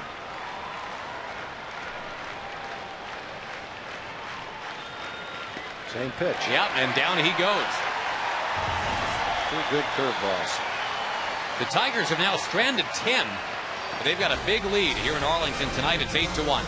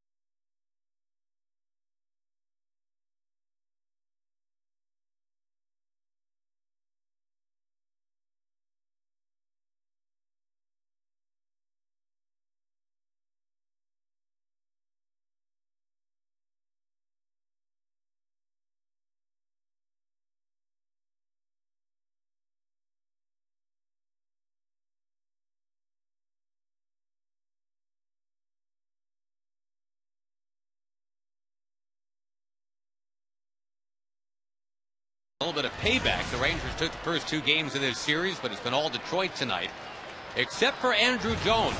He had a home run earlier. Gunning for another right there, but Justin Verlander fires it by him. Justin Verlander has done pretty much what you expect Justin Verlander to do. Strike out a bunch of Rangers, work quickly, throw a lot of strikes. Only 14 pitches out of the strike zone all night, now 15. As we play in the 5th inning, and we bring Steve Busby into the proceedings now. Buzz, the Rangers obviously are having the kind of night that, well, thankfully they haven't had a lot of this year. But no, you're right. You're going to have these kind of nights, I guess. Yeah, there's no way around it, Josh. If you go out there often enough, eventually that bear is going to get you. You're not going to get the bear on a given night. But maybe a little surprising that it happened to Scott Feldman that he's been pitching so well. But there's nobody that's pitched a while at the major league level that hasn't had a night like this. It just, nothing worked for him. Buzz, if you go back to your career, going through one of your best years, when you're on a pretty good roll, did you ever have a game that pops out that was something like that, where you just didn't have your good stuff that night? Unfortunately, I hate to think about those things, but yeah, the first year I went to the All-Star game in '74. Broken bat right there. Oh, but it's kicked at third base. Rayburn, no play on Andrew Jones. That worked out okay. Yeah, that's a start. But I don't know what I was at the time, but enough to get. I just found out I'd gotten in the All-Star game, and I had an outing against the Yankees on the Saturday prior to the All-Star game. And the Yankees weren't real good that year. I mean, it's one of their down years. I got blasted. I never made it out of the 2nd inning. I think I got 4 outs total, and it just. Where'd it come from? I don't know. Yeah, just one of those nights where did you know it in the bullpen before the game? No, not really. I learned pretty early. Hamilton base hit left field. Like to see Josh go to left like that. 2 on, nobody out. That's good to see too. Now I learned pretty early not to judge what kind of stuff I had in the bullpen, because it's deceiving. Right. It's like taking batting practice and trying a bunch of home runs. Think you're going to hit them. I got it today. And all of a sudden you're 0 for 4 and scratching your head trying to figure out what happened. Right. Well, if the Rangers are going to get back in the game against Verlander, they've got a good start here in the fifth inning. First two men have reached. There is a history of Ranger comebacks in this ballpark in the fifth inning against the Detroit Tigers. It was a few years ago. The Tigers scored 8 in the top of the fifth, took a 14-4 lead. Remember that one? The Rangers then came back and scored 10 in the bottom of the fifth. I do remember that. Tied the game, won it 16-15 in extra innings. Now, they didn't do that against Justin Verlander, but... Well, Verlander's been kind of coasting at 91 to 93. That first pitch to Teagarden right there was 95, so he's got a little bit of extra on his fastball whenever he feels like he needs it. And with 2 men on and no outs, it's probably right now. There's 96. First 2 times we've seen 95 and 96. Teagarden's been behind 0-2 in both of his at-bats tonight. Chatting with Steve Busby here in the fifth inning. Traditionally, at least of late, this has been a good luck charm. Buzz always seems to get the Rangers at least a run. You need a big inning this time, Buzz. Don't want to put the pressure on you. You got to bring your A game, dude. Yeah, you're right. Well, we'll have to find out. Typically, though, giving Verlander an 8-1 lead to work with in the fifth is kind of like giving Attila the Hun a battalion of tanks. It's overkill. Yeah. But maybe tonight's one of those nights where he just loses it. Nope, Attila's got a good fastball. And we'll show you some more Justin Verlander magic. Well, 4 quality pitches from Verlander. The changeup has been devastating. Both the breaking balls, the soft curveball and the hard slider that he throws, and of course the fastball. On time, you said it, he bumps that up about 4 or 5 miles an hour at will, especially when he gets in the spot. Yeah, I think he's in that spot right now because he's throwing a little extra. All 3 games now, guys, against the Rangers this year. He's got 8 strikeouts in each one of them. And the thing is, he's got 8 now in 4 1/3 innings. Got a new left fielder that snuck into the game. Marcus Thames is out and Cleet Thomas is in. I don't know if Thames might have strained something in that last at bat. Elvis Andrus into right field, a base hit. That was 96 miles an hour, turned around to a line shot into right field. Elvis stays hot. Yup, 6 for his last 9. Well, Justin Verlander rolling up the strikeouts. We've chronicled that. For the Rangers, who have been hitting so well the last few games.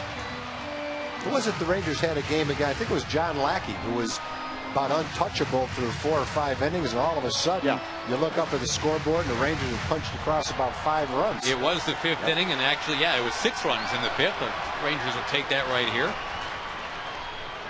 Lackey may not have had the strikeout totals, but he was throwing the ball really well that day. So who knows? We'll see it again right now.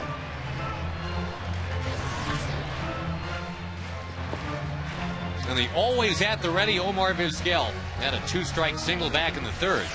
Again, Kinsler unavailable tonight. Hopes to be ready tomorrow with that tweaked hamstring. Omar Vizquel, base hit center field. 1 run scores, and the Rangers will hold Hamilton. So here they have crept to within 8-2, and Michael Young is coming up. Yeah, Omar getting the start tonight. All he's done is get 2 base hits. Our good luck charm, Steve Busby. And Vizquel has something to do with this, too. Yeah, quite a bit to do with it. Well, there's one thing that you can count on Omar Vizquel always doing for you, and that's having a very quality at bat in a game situation. This, you say, well, you're down 8-1. That's not really a game situation. Yeah, it is in the middle of part of the ball game. In this ballpark, we've seen the Rangers really tattoo some quality pitchers before, and Vizquel put together a pretty good at bat there. Well, that was not an easy pitch to get on top of and line into center field. That high 95-mile-an-hour fastball. Rick Knapp, the pitching coach, went out to talk to Verlander, and here we go with Michael Young, who has been kept down tonight, 0 for 2 strikeouts.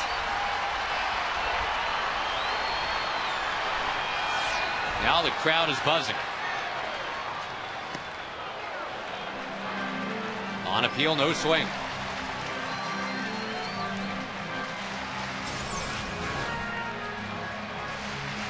Good call. He definitely held it.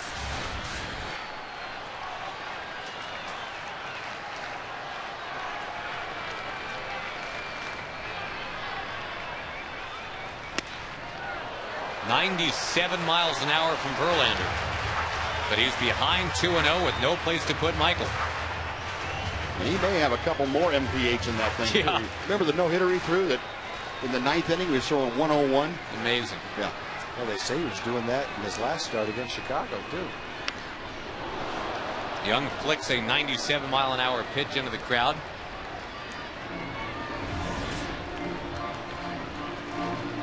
Only 21 pitches that have not been strikes.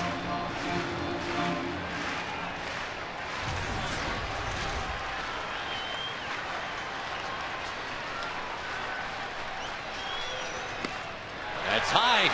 Murphy waits on deck.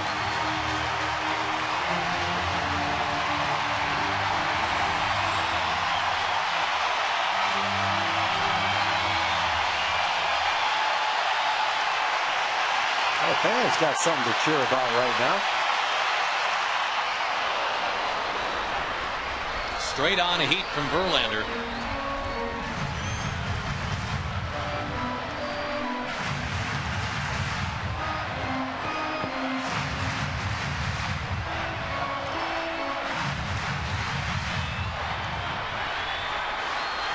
First time tonight, Tom, that Michael Young's had a chance to see back-to-back fastballs.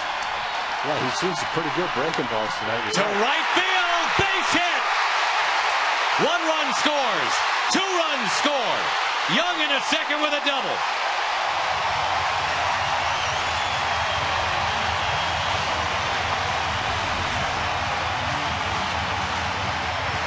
We might let you come back tomorrow, Buzz.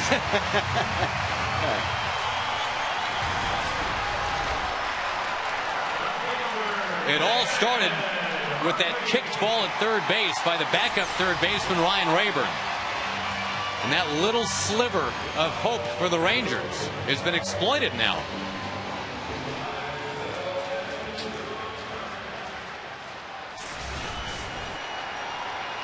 Now David Murphy. And as many times as Scott Feldman has picked up the Rangers this year, how appropriate would it be now if the Rangers can pick up Scott Feldman? Absolutely.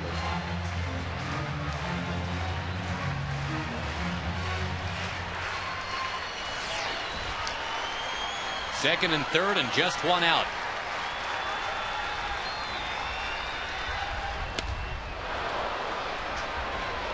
.98 now.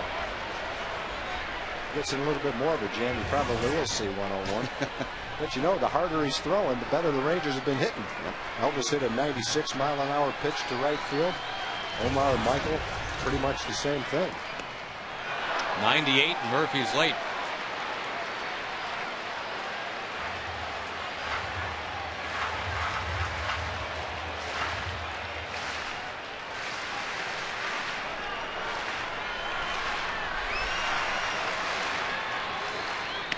Only the second time all year that Murphy has struck out 3 times in a game. That one was 99 miles an hour, so Verlander definitely reaching back for all he's got right now.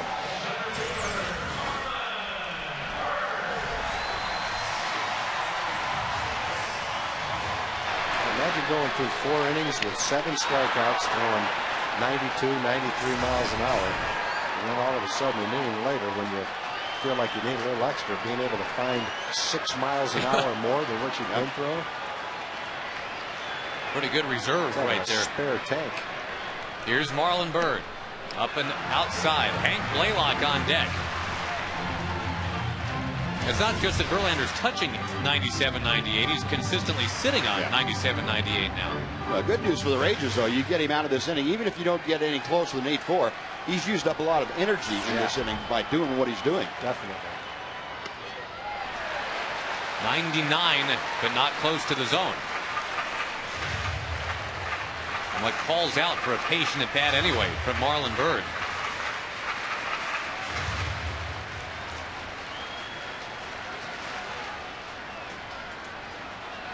They're doing the Bird. And quickly. That's a strike, 2-1. Verlander 4 times this year has struck out at least 10. Right now he's at 9.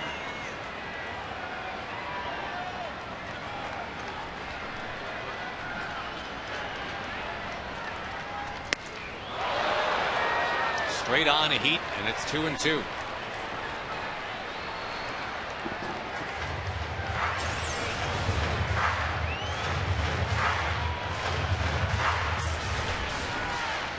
Kind of left Marlin talking to himself right there.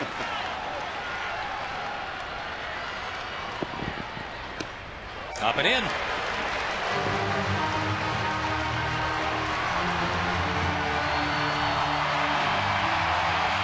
Well, you get a walk right here. You get handcuffed there with that right field porch. One swing of the bat, and all of a sudden you got a real interesting ball game. More than 30 pitches this inning.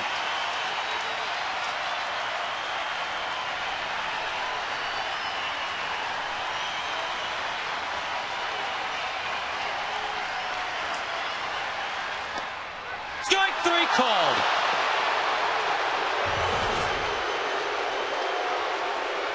The Rangers come a little closer, but Blaylock is left on deck. Thank you, Steve Busby, for coming in. You're welcome, Josh. Talk to you guys after the game. You Okay, got boss. it. Thanks, Bob. 8-4 at the end of 5.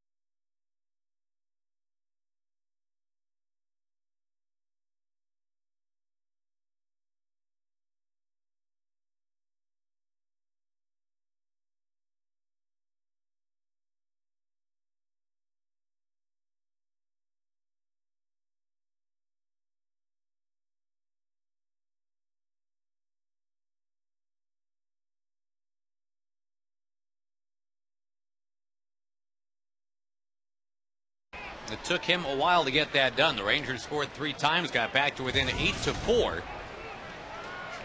Guillermo Moscoso is trying to keep the Tigers off the board now. The Tigers have scored in every inning so far. They've got 13 hits in the game.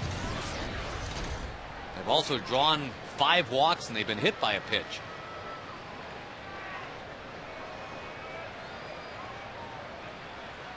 Ryan Rayburn, whose error started that Ranger rally in the bottom of the 5th inning, is going to send one foul into this nice crowd tonight.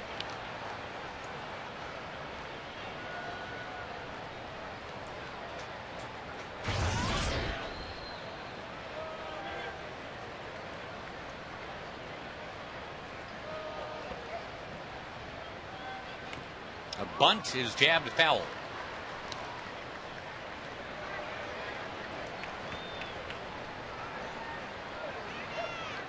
The Yankees have defeated Tampa Bay 6-2. Jabba Chamberlain over Matt Garza tonight. The A's continue to lead at Boston 8-5 now in the 8th inning.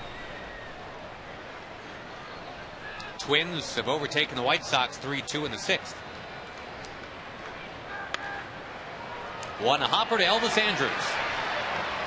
One down. We go to Rick Renner. We want to encourage everybody to follow us both on Twitter and on Facebook. Facebook, just search Fox Sports Southwest.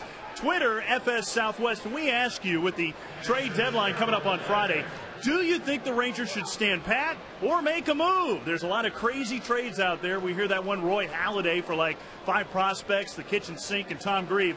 There's no way we would part with Tom Grieve. Thank you, Rick. I don't want to go anywhere. I'd be very unhappy. Man, I just can't see going to Cleveland. The Tigers are going there next. They will load up the plane and head there when this game is done. Rangers haven't been to Cleveland yet this year. They will go there twice coming up. Once in August, once in September. Strike to Gerald Laird. Well, if they keep trading their players, it'll be a little bit easier to beat Cleveland than it is when we go in there. Eddie Guardado, who got into a shouting match with that Tiger bench yesterday.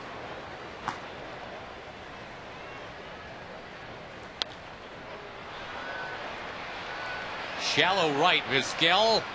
Oh, boy. And a throw in is going to be not in time. I mean, those are two great fielders right there. They just didn't communicate what was going to happen. Omar shed the hat, which tells you that he was ready to make that catch. That's his thing. If he's going back, he will lose the hat so that he's not obscured by the brim of that hat, ready to make the over-the-shoulder catch. Apparently Josh called him off and just couldn't get there. Yeah, Omar goes back on pop-ups as well as any infielder. And he hasn't played much second base, but that's not a skill that you lose by going from shortstop to second base. So I think he probably could have gotten back and gotten it. And Josh may have avoided diving for the ball, which I think he could have done because Omar wasn't too far from the ball. And last thing he wanted to do was dive headfirst into Omar. So it was just one of those unfortunate balls that fell right in between them. Now Laird taking off second to third. How about that? The Tigers trying to reestablish a larger lead, and we know about Gerald Laird because he used to do that as a Ranger. That's only his second steal as a Tiger. And Moscoso wasn't paying him any mind at all, so off he went. Yeah, he pretty much had a running lead there. Nothing Teagarden could do. That is hard to believe with that ball that Laird hit that he's now standing at third base. Infield has to come in for the Rangers. 1-0 to Everett. Well, he's popped the ball up to the right side 4 times in 6 innings. He's popped up to right field twice. He's popped up to second base once, and that could have been another one right there.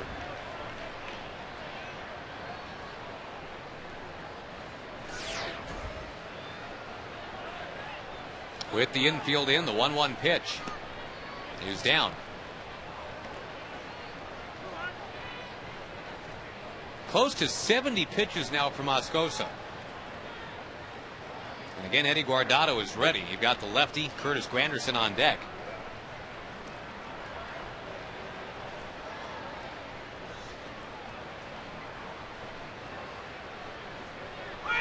Squeezes on, and Adam Everett needing to make some contact. Also had to jump out of the way. Yeah, he picked a good time to make that pitch. He threw him a sinking fastball that was tailing way in to the point where Everett couldn't make solid contact with the bunt.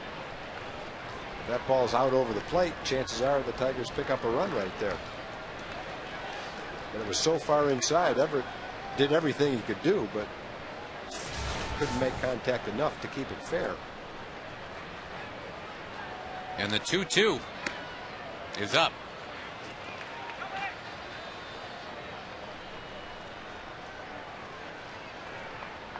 Feldman's ERA, by the way, is up to 3.99 with the 6 runs allowed in the 2 1/3 tonight.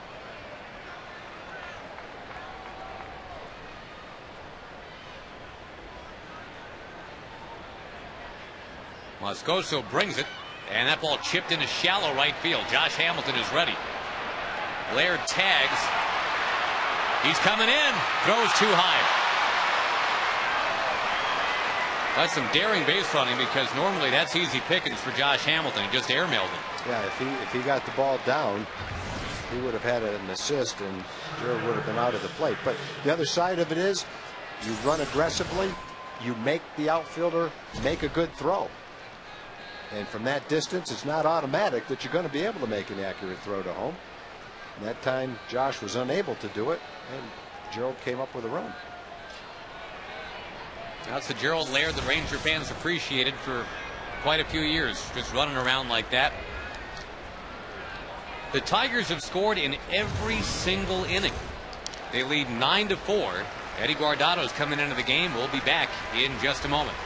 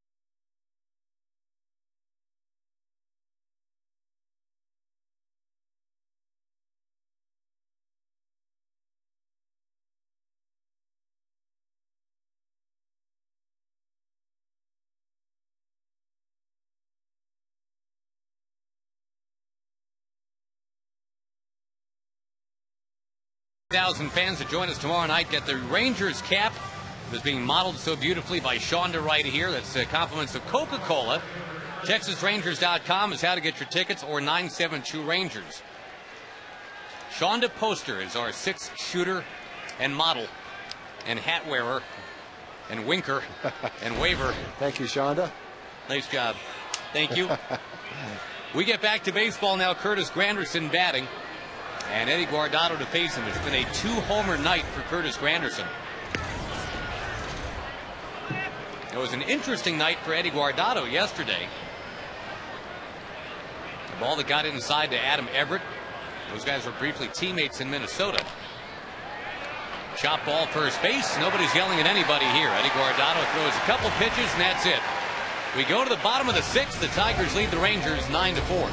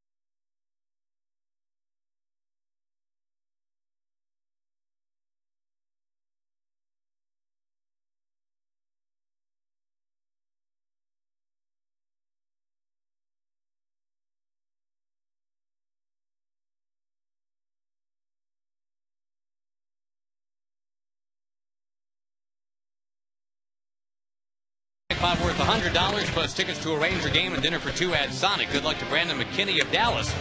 If a Ranger hits a grand slam this inning, Brandon wins $25,000. You can register at any North Texas Sonic restaurant. Now, the Rangers obviously have a long road to travel here. They're down 5 runs. The Tigers have scored in each and every inning so far. The Rangers had a great shot to get more last inning. Settled for 3. Second and third, 1 out, but Murphy and Bird both struck out as Justin Verlander's up to 10 strikeouts for the night. He was quickly ahead of Blaylock, 0-2. Got to be ready for that 98 miles an hour, right? And then you get 76. Yeah, it'll be interesting to see if he bumps back down to, say, 92 or 93. Now that he's not in the same jam that he was in back in the 5th inning. I got the sense with Verlander, it's kind of like, you know, if you really need to pass a car on the road, you've got that horsepower and you really got to floor it. You don't want to, but you do. That's kind of what Verlander did last inning. And now he's just kind of coasting again. Riding in that right-hand lane. He's got 11 strikeouts now. Good curveball right here from Verlander. Evidently dropped on the outside corner. He had a 13 strikeout game earlier this year. But let's face it, the Rangers are a team that does strike out a lot. And for Verlander now, that's 27 strikeouts of the Texas Rangers this year in about 16 innings of work.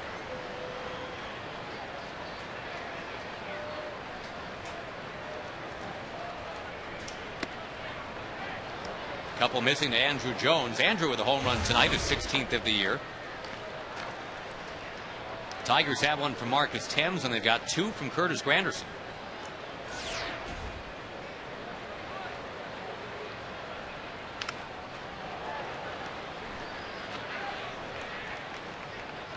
A team scoring in all 9 runs or all 9 innings is a very rare occurrence in baseball. The Rangers trying to make sure that doesn't happen to them tonight. I played on a team in Caracas that did that one night. We did it at home, so it was 8 innings. All 8 innings has been done more than a handful of times. All 9 innings, we are told, has happened 4 times ever. Wow.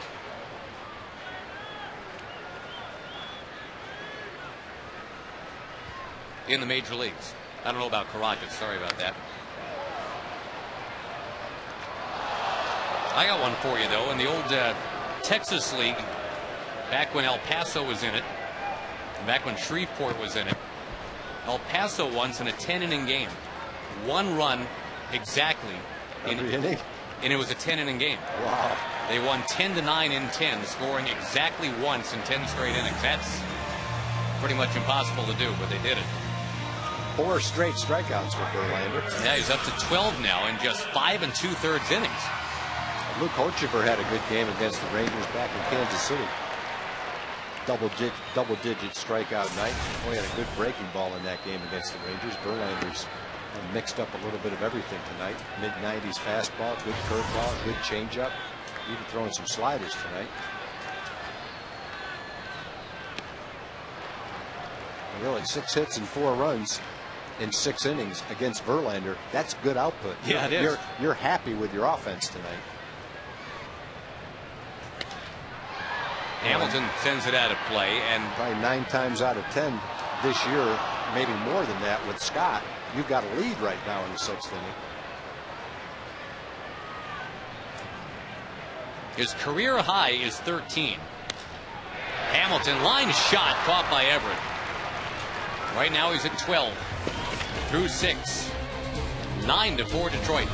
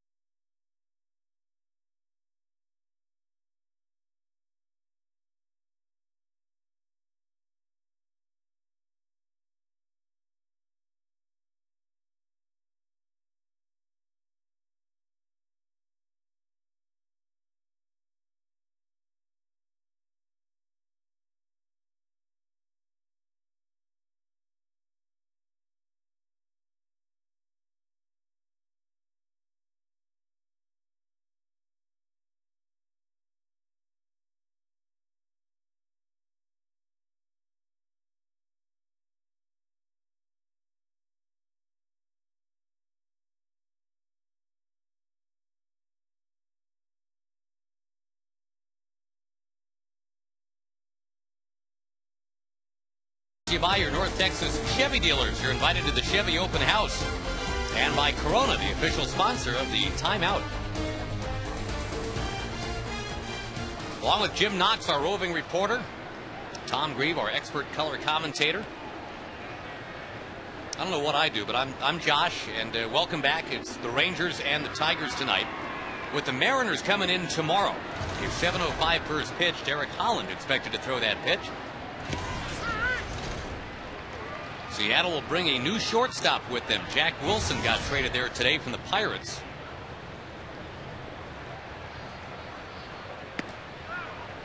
Guardado to Polanco here, opening up the 7th inning. 9-4 Detroit. No, in the last week, the Rangers have had to use a reliever. Elvis Andrus had it scoot right by him. A hard hit ball by Polanco. Just been that kind of night. Hold that thought, Tag. I'm told we got to go to Jim Knox. All right, Josh, I'm with Tom Gree's favorite club. It's the Texas Rangers Women Club on hand tonight, hosting the Miracle League, a great group there. Now, this is Sandra Rateau. She is the president of the Texas Rangers Women Club, and this night has a little special meaning, doesn't it, Sandra? Yes, it does. We have a program called Helping Hands, and tonight we brought out the Miracle League, and this is in memory of a former member, Jean Calloway, that we lost last year, and this is her husband, Jim, who came out to honor his wife. And Jim, this is something Jean would just love. You guys live in Arlington yourself right now still, and you're a big-time Ranger fan. She was out here every night. Oh, if the gates were open, she was here. She dearly loved the ball club, and she dearly loved the women's club. And we had talked about sponsoring a group like this, and now we had the opportunity to do so, and we're feeling really good for it. All right, well, you're looking good. Best of luck. And how about it, Miracle League having a good time tonight, huh? There we go. All right, way to go, Texas Rangers Women Club. We love you, Josh. Thanks, Jim. Thank you, Jim. I know Miracle League is near and dear to your heart too. Yeah, my wife is for the 2 or 3 years. The Miracle League has been over at Randall Mill Park. She's been one of the buddies for one of the teams over there, and I've had a chance to go out and watch those games. And if you live nearby and you can get a hold of the schedule and get a chance to go watch one of those Miracle League games, it's something you'll really be glad you did. Guardado hits Guillen, and there doesn't seem to be a lot of chirping about that. That looked like an off-speed pitch of some sort. Again, last night when Guardado came in on Adam Everett, there was a lot of chirping going on. But now the ball that Polanco hit ends up being scored an error. Ooh, that's a tough error. And Elvis hasn't been making many of late.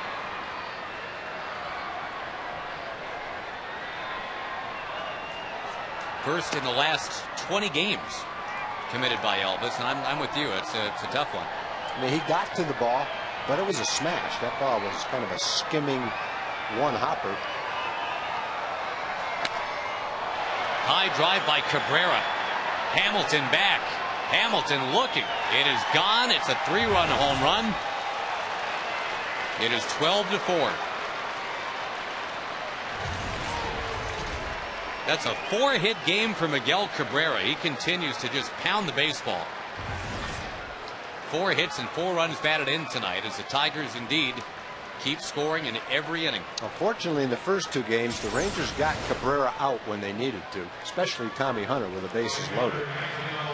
He's adding to his stats a little bit in this game, but it's not taking away anything from him as a great hitter. But the Rangers got him out in a couple of key situations in the first 2 ball games.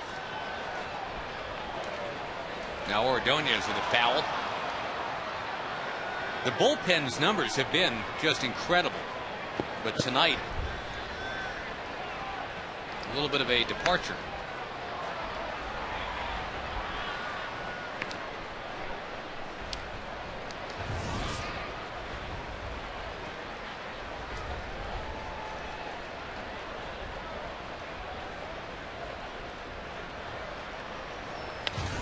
On the ground to third, Michael Young backs up on it. Long, strong throw, the first out of the inning.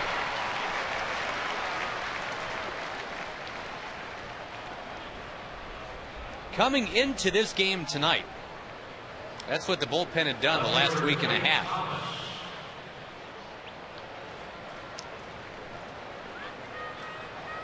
Jason Jennings ready out there. Guardado will continue at least here to the lefty swinging Thomas. Strike 1. Remember, the Rangers had come back from down 8-1 to make it 8-4. And then that ball that Gerald Laird hit that dropped in between Vizquel and Hamilton kind of set the Tigers up to add to their lead. Got an email here, Tag, from a Ranger fan. Adam wants to know that with the 4-run lead the Tigers had at the time, was that bad baseball etiquette to steal the base in that situation, steal third base? No, and you know, also with a 4-run lead, Rayburn tried to bunt, but no, in the middle of a ball game, 4 runs is not considered a sufficient lead. That would be bad etiquette for the other team to steal or to bunt. You know, if it's a 7 or 8 run lead, maybe, But, you know, not in this type of a ball game, in our ballpark where runs can be scored and the team can get hot, 4 runs, I don't think in any way raised any eyebrows on the Ranger dugout when they bunted, tried to bunt, or stole a base. Not at all. I would expect us to do the same thing. Base hit for Cleet Thomas is his 16th Tiger hit tonight. Here's another email tag. This is from Ranger fan Brad. Have you ever gotten sick in the middle of doing a game up here in the broadcast booth? Not very often, but it did happen once, where I had a pretty bad upset stomach. I remember it happened to you one time in Albuquerque. Albuquerque, New Mexico. That was a little more violent than anything that ever happened to me. That was, yeah, that was unpleasant. I think there's been there's been a game 4 or 5 times a year where maybe more than that, where I'll have a migraine headache, but I don't get the kind of headaches that keep me from doing a game. It doesn't feel very comfortable, but some people are debilitated with their migraines, and mine aren't quite like that. But as far as just being ill, no, I really haven't done that. Just stay away from the green chili burritos in Albuquerque is all I got to say. I know it's not a good feeling when it happens, especially in our ballpark with a small bathroom that we've got. Well, Albuquerque wasn't exactly a palace. I mean, yeah, but there weren't as many people anyway in the press box. You get a crowded night in the press box here, you got to sprint for the bathroom to get back in time. All hands on deck, as it were. That was early in our combo, I mean, you and I hadn't been doing games all that long together. I was at the exhibition game that the Rangers played in Albuquerque. Yeah. And you were kind enough to, well, you didn't really have a choice. I just said, I got to go. And all right, bye. You take the bottom of the 6th inning. So left field, a base hit for Ryan Rayburn.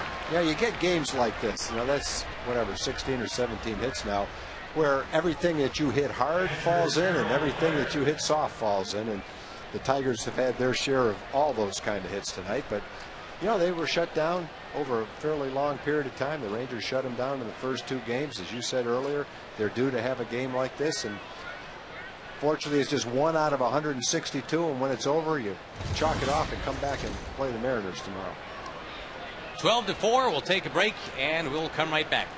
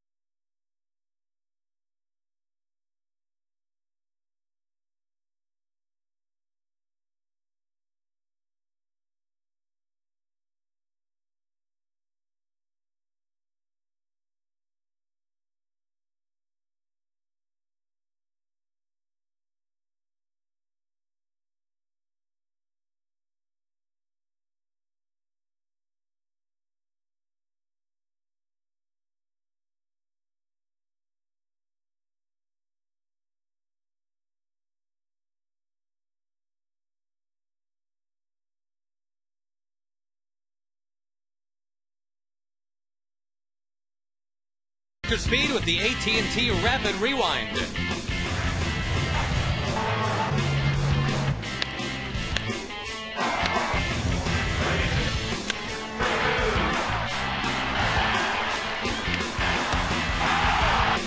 AT&T, the nation's fastest 3G network. AT&T is your world delivered.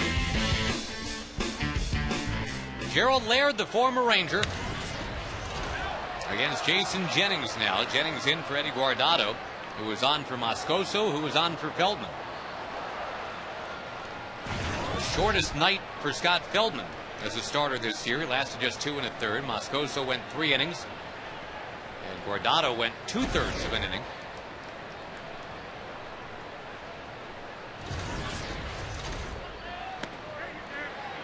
Yeah, you did, says Greg Gibson, the home plate umpire.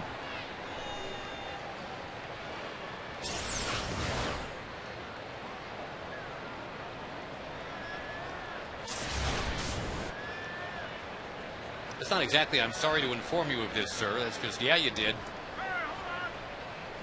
Hey, as a hitter, you want to say to him, hey, lighten up. I know I swung. You don't have to rub it in.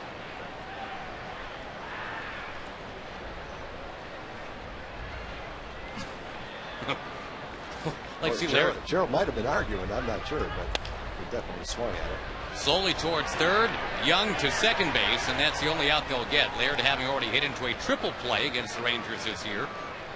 This is just a fielder's choice. That'll bring up Adam Everett.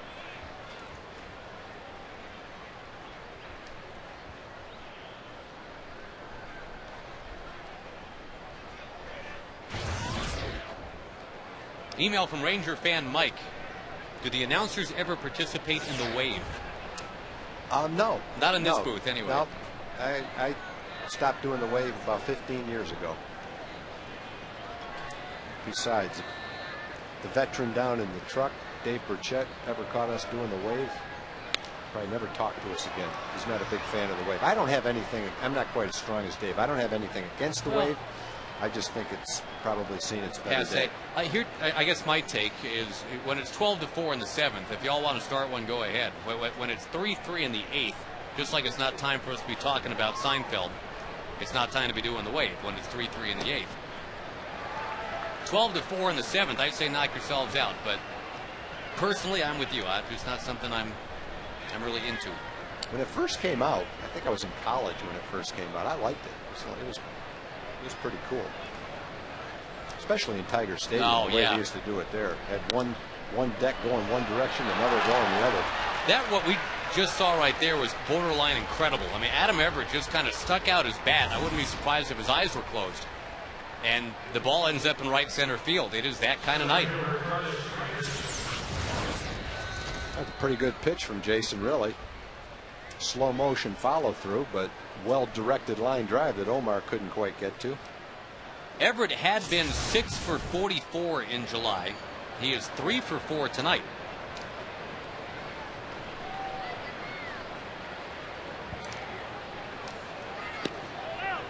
As we occasionally say on this broadcast, and thankfully we've hardly said it at all this year, sometimes you're the windshield and sometimes you're the bug.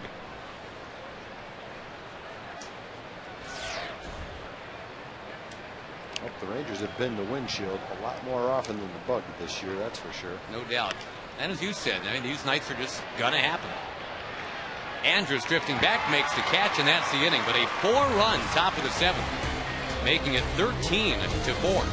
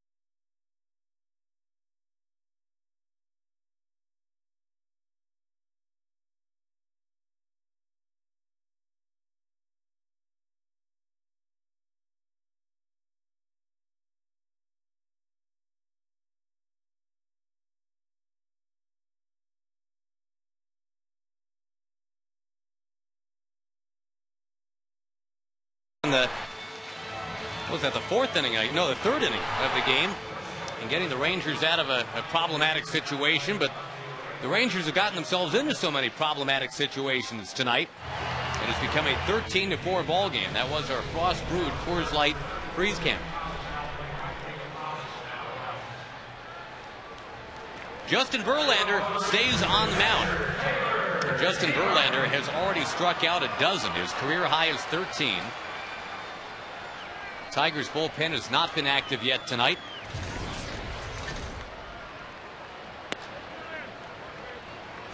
"17 innings in the books this year against the Rangers. He has now struck out 28.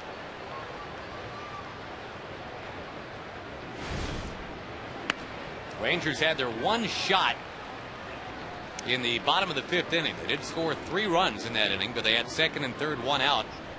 And then Verlander just started amping it up.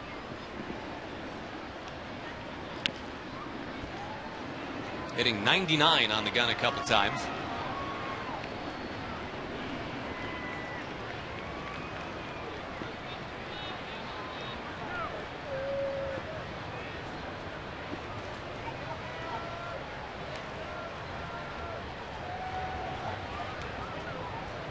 That one's down. It's been an 18-hit barrage for the Tigers. And if you're curious, the record for the Rangers, hits allowed in a 9-inning ball game. They gave up 25 to the Blue Jays in this ballpark in August of '99. That's a great example. That was a playoff year. Rangers' best ever record for most of that season, but they lost 19-4 one night, giving up 25 hits. And there's the Baker's dozen of strikeouts now for Verlander, the curveball. 5 out of the last 6 batters have struck out. Hey, look at the Twins about a week ago. They played some pretty good baseball. Won 2 out of 3 here. Went to Oakland. Gave up 7 runs in the 8th inning to lose the game. They had about an 8-run lead in. They got beat 16-1 the next night. And they've played pretty well since then. They're beating Chicago tonight, and if they do, they'll stay 2 games behind Detroit, right in the pennant race in the Central Division. So yeah, in one game anything can happen. I was looking back at that game in August of '99 when Toronto had the 25 hits. Our buddy Homer Bush led the way for Toronto. 4 of those hits, and he knocked in 3. There were a bunch of guys that had 2 and 3 hits for Toronto, but just everybody seemed to be hitting that night. Andrews looks at a curve. When you have that kind of a game, more often than not, it's kind of like tonight for the Tigers with 18 hits. You're going to hit a certain amount of balls hard. You're going to hit a certain amount of balls off the bad part of the bat in a game. And this is just one of those games where both types of balls are falling in. Andrews, a line drive caught in right field. Well, that's by too Thomas. That's a hard hit ball, a 94-mile-an-hour fastball. That ball falls in front of the right fielder. Elvis is 2 for 3 in the game. Good game for him, though, swinging the bat well. He's flied out to right field, lined out to right field, and had a line drive single to right field. So in the game, he and Omar, the only 2 hitters that haven't struck out in the game. By the way, Brandon Inge is into the game now at third base.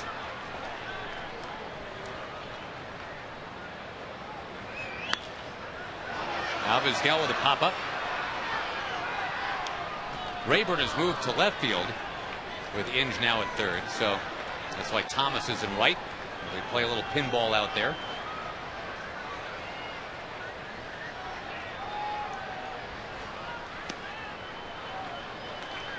Joaquin Arias has come out on deck for the Rangers now, just called up from AAA today.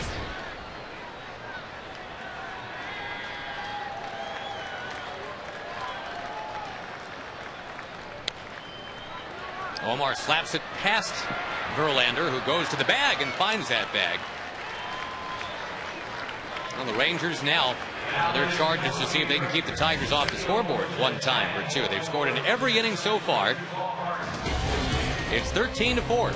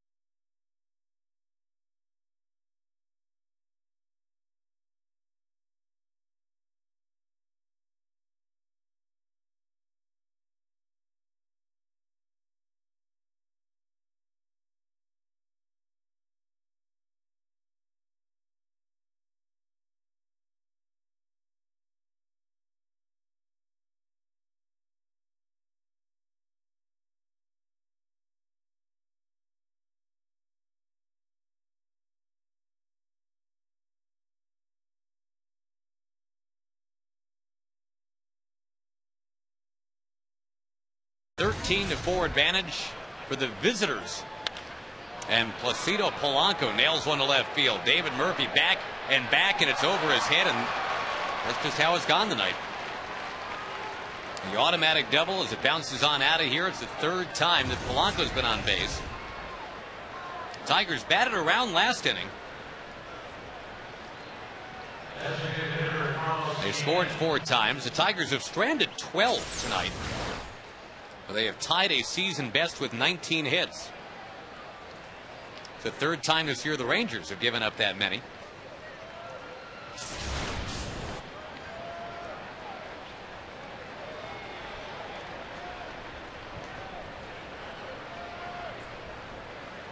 And a shame that the team ERA is going to balloon, because, again, that's been a great storyline to follow here in the month of July. The Rangers have been leading the American League in ERA. Look at Joaquin Arias getting in the game after all, playing third. Michael Young will get the rest of the night off.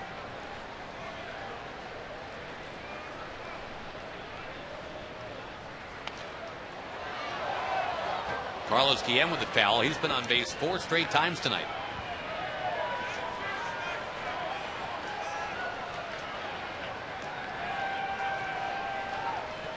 Scott Feldman started, and of course Scott last time out was at his very best. 8 innings of 4-hit shutout baseball. Then he had the opposite experience tonight.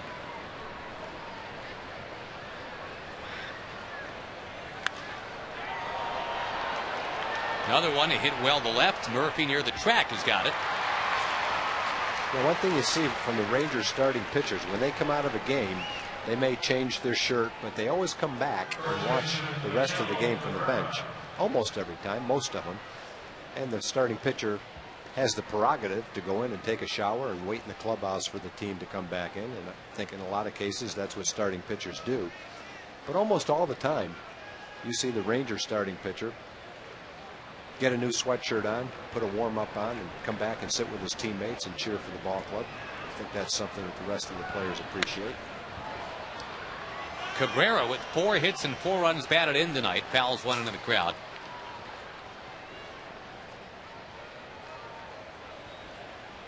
But as much as the Tigers have been doing some hitting tonight, I think you'd have to say part of the story is Justin Verlander.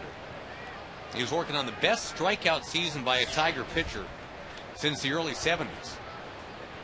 Mickey Lolich. And Mickey Lolich probably had about, who knows, 40 starts that year. Yeah, 38 right. starts. He's probably going to end up with 5 more starts than Verlander would get. Lolich ended up with a 300 strikeout season in 71. Probably had 300 innings pitched, too. That's pretty good skill right there, Tag. Look at that. I like that.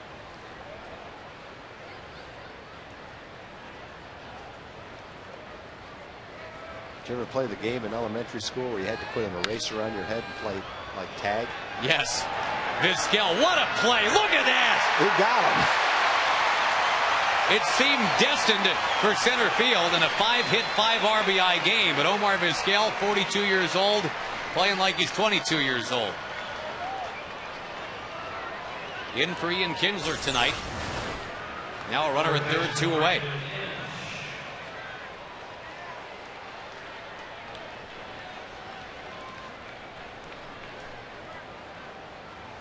Yeah, I'm looking at Lolich's 1971 right now, Tag. How about 376 innings pitched? 376? 376. There's nobody in baseball anymore that gets 256. Oh, if he started 40 games and went 9 innings in every game, that's only 360 innings. He must have had, how many? He must have had 30 or 35 complete games that year. And a 25-win season that year. Wow.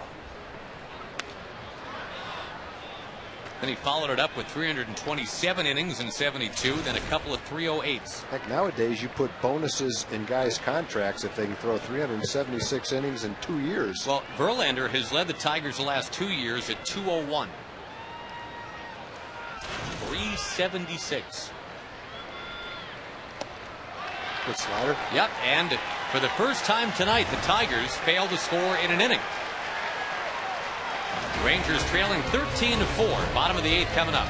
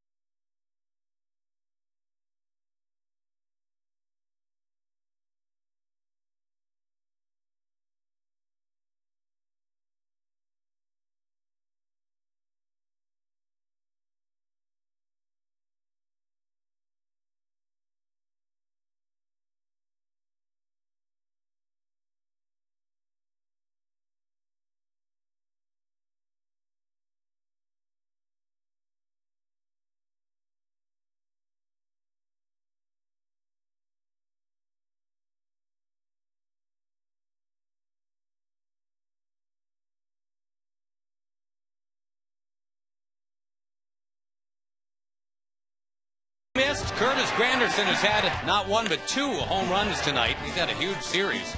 Justin Verlander has done the rest. And for the second time in the last 5 games, the Rangers have dealt with a starting pitcher going 7 innings, allowing no walks and striking out 13. Luke Hochevar just did that to the Rangers on Saturday. Verlander now has done it tonight. Brandon Lyon will take over, the former Arizona Diamondback. Now, when we were in Detroit earlier in the year, the Detroit fans did not appreciate Brandon Lyon. In fact, you could hear a smattering of boos when he came into a game, but he's really turned that around. His ERA over the last 25 games is 1.76, and on the season, hitters are only hitting .216 against him. So they might not have liked him early in the season, but I imagine they're cheering him pretty well now. He's turned it around. He's a good pitcher. We figured he'd do that. Joaquin Arias coming up just today, flies out to right. We go to John Radigan. Yeah, Josh, down here getting ready for Rangers Live. What can you say about this one? We'll hear from the players and from manager Ron Washington. Also, though, on the program, we'll give you the very latest on the trade front. Of course, the non-waiver trade deadline approaching rapidly. It is on Friday in the middle of the afternoon. We'll give you the latest on all the trades around baseball. Rangers Live coming up right after this one. Right on. Thank you, John. Appreciate it. And again, the trades very much being talked about in baseball today, with some doozies being made. Jack Wilson and Ian Snell going from Pittsburgh to Seattle. Freddie Sanchez, a 3-time All-Star, going from Pittsburgh to San Francisco, and they've already picked up Ryan Garco from Cleveland. Cliff Lee, last year's Cy Young winner, off that Cleveland team, has been dealt to the Philadelphia Phillies today.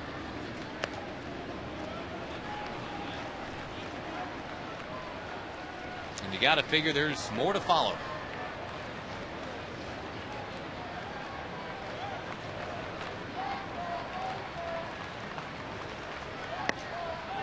David Murphy draws the walk.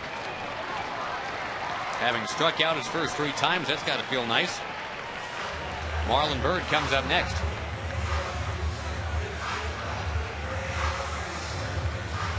Ranger fan Lenny has emailed tag. You were talking about Mickey Lolich. 45 starts that year. He completed 29 of them. Wow.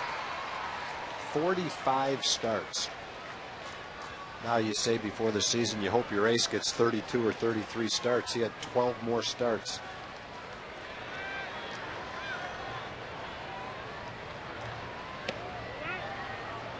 Five in a row outside from Lyon.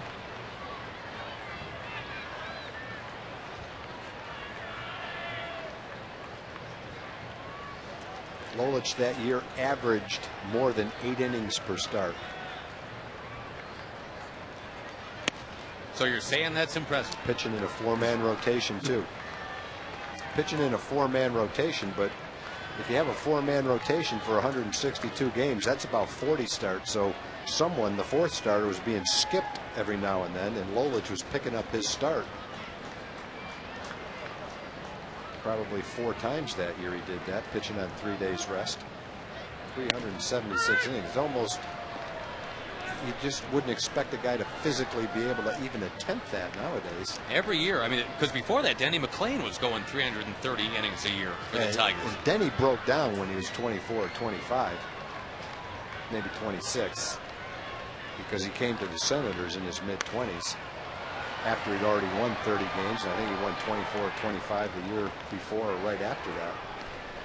But Lolich was a big guy too. He was never a guy that looked like he was in tremendous shape, but he was obviously in great pitching shape and had one of those arms that could go out there that often in a 4-man rotation and pretty much give you a complete game every time out. 1968 World Series hero, beat the Cardinals 3 times. Lolich had one of those fastballs. You know, we didn't have radar guns back then, so I don't know what the speed was. It was probably 93, 95, somewhere around in there. But it all, you hear a hitter talk about how the ball has life on it or a little bit of a hop to it. It's probably an optical illusion because a ball doesn't pick up speed when it gets to the hitter, and it doesn't get to the hitter and rise. It probably just stays straighter than other guys' pitches. But he had one of those balls that would start out on the outside part of the plate and just feel like it took off toward the outside corner, and he would swing and miss at it. I got one more thought for you on Mickey Lolich's 1971. We talk about 25 wins, 370 odd innings, 300 strikeouts. He did not win the Cy Young that year. That was Vida Blue. Wow. Vida Blue went 24-8. Lolich was 25-14. Lolich started 3 times in the World Series, which means he started one of those games on 2 days rest. Had a home run in that World Series too off Nellie Briles. His only career home run. And he missed first base, a la Mark McGwire, when he hit that record setter. Had to be called back by the first base coach, Wally Moses. Boy, you must be feeling high as a kite if you can go over first base and have to have someone tell you, hey, come back, you missed first base. Oh, I did? Okay. All righty. I'll do what I got to do. Just exulting in the rare home run, I guess.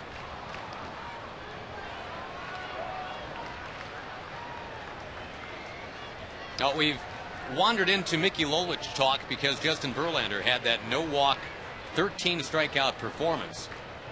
And again, it's staggering. The Rangers twice, basically in less than a week, have had somebody do that to them. Luke Hochevar and now Verlander. There's a strikeout for Blaylock. The Rangers have drawn the 1 walk now, that by Murphy, but 15 strikeouts tonight. 13-4 at the end of 8.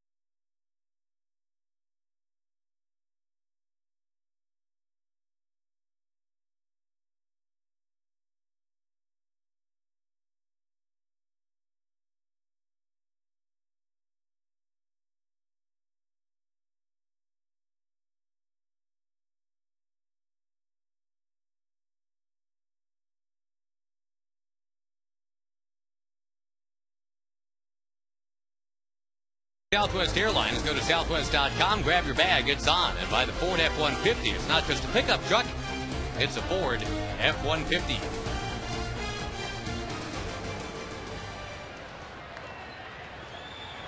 Happy birthday. Sorry the Rangers are losing by 9. It's 13-4 Detroit.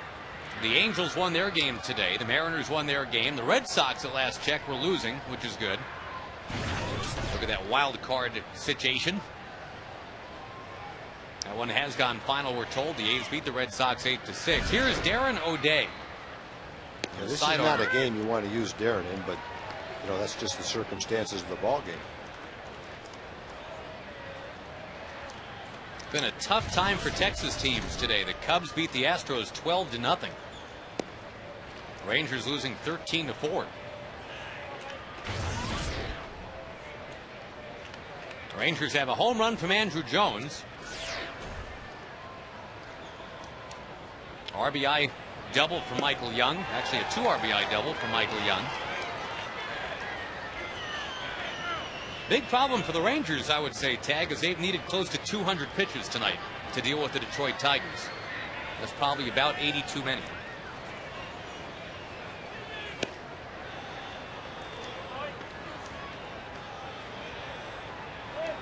The Tigers had a shot to come into this inning with runs in every single inning. No American League team has ever scored in all 9 innings. A couple National League teams have done it. Thomas down on strikes, and I guess you can say that play that Omar Vizquel made to Rob Cabrera, I mean, that maybe is keeping that one out of our minds now. That looked like it was going to be an RBI hit that Vizquel took away. There's O'Day striking out Thomas.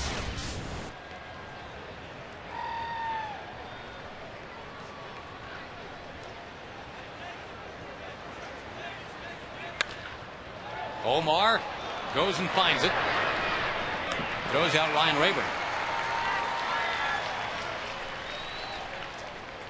Great crowd tonight of 33,000 plus started out on a Wednesday night, a humid Wednesday night here in Arlington. The crowd is thinned now with the lopsided nature of this game.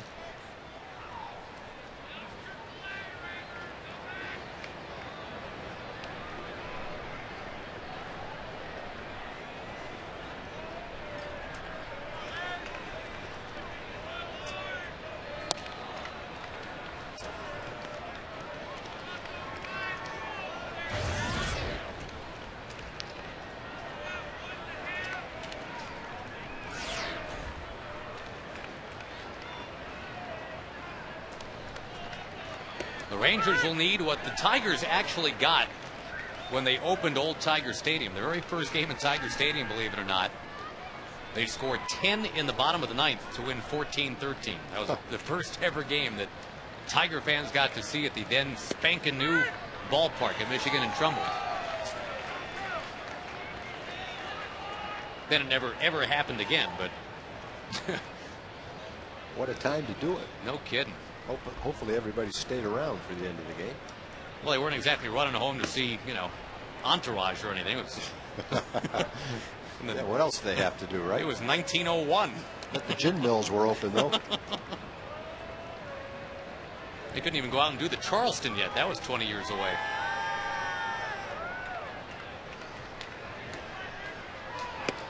Up and outside to Gerald Laird.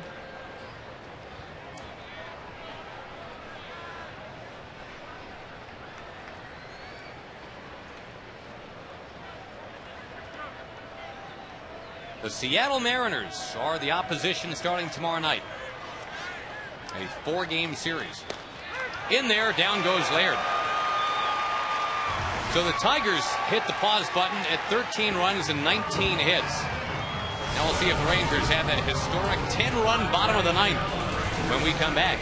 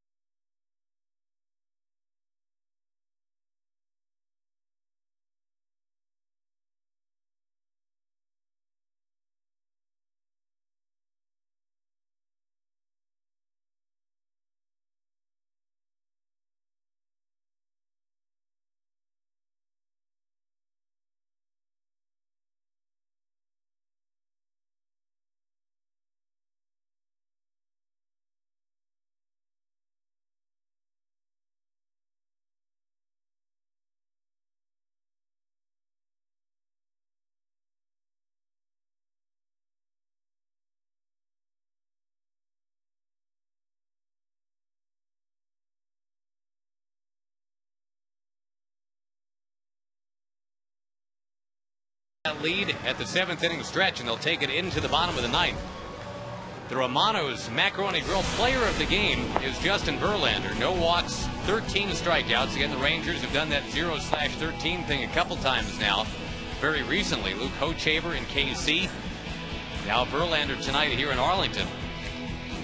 Casey Fien will take over on the mound now.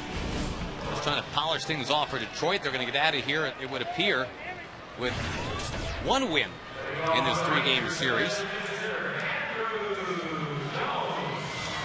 All right, we can give you a little bit more on Casey Fien than that. He's only been in one game in the big leagues, but we can tell you that down at AAA, things were going pretty well. He had 27 strikeouts over his last 20 innings down there, an ERA at about 0.8, which is why he got that promotion.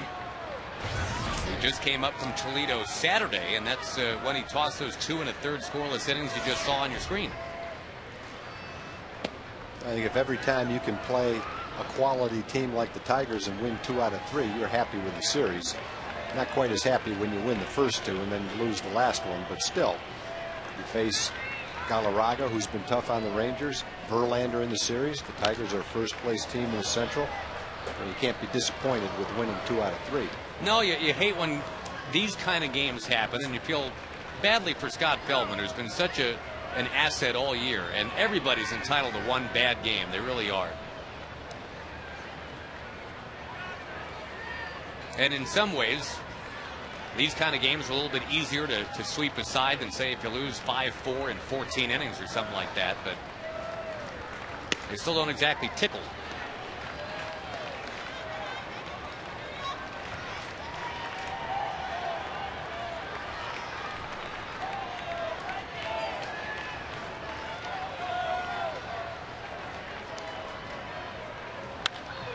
Walloped by Andrew Jones into the corner. Andrew hits it out for the second time tonight.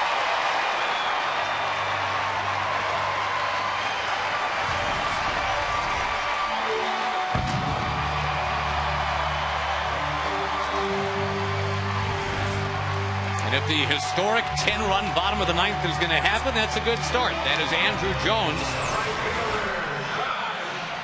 on base for a 3rd time tonight. He's reached on an error and he's homered twice.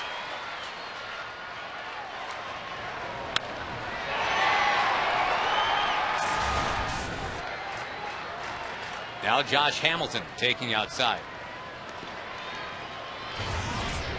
A 2-hit game for Josh, hopefully psychologically, would be a lift for him. He's 1 for 3 now. But at just 4 for his last 40. Josh is absolutely ready to get this thing going now.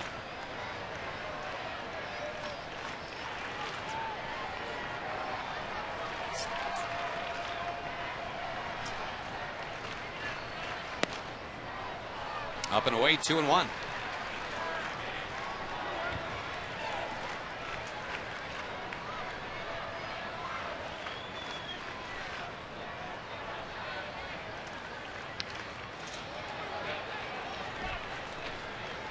Again tomorrow, 7:05 for the first pitch. Derek Holland against, it looks like, Garrett Olson for Seattle. The Rangers will try again with Vicente Padilla on Friday. It's Holland scheduled tomorrow. And Tommy Hunter Saturday, Kevin Millwood Sunday.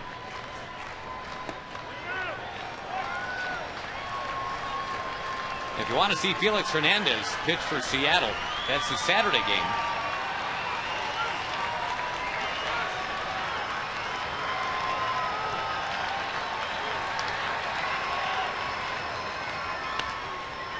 Sliced into the crowd, still 3-2.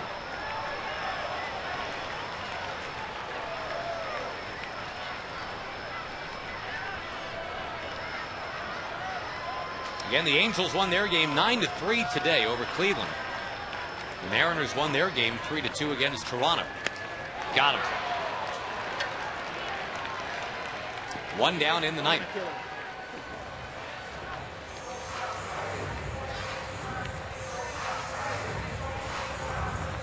Yankees beat the Rays 6-2. Java Chamberlain went 8 innings. The A's over the Red Sox 8-6.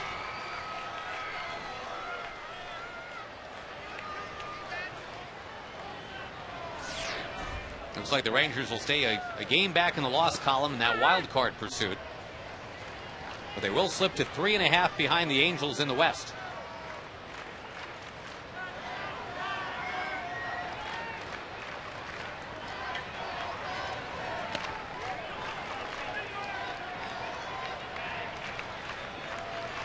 This is the most times that a Ranger team has struck out in a game against the Detroit Tigers.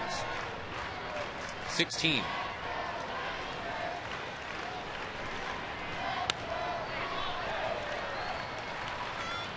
The Rangers have spread those Ks around tonight.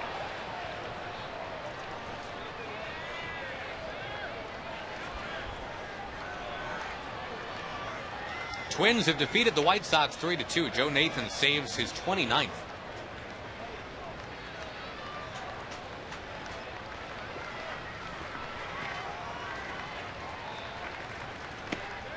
Wow. That's 17 strikeouts for Tiger pitching now, and only one walk.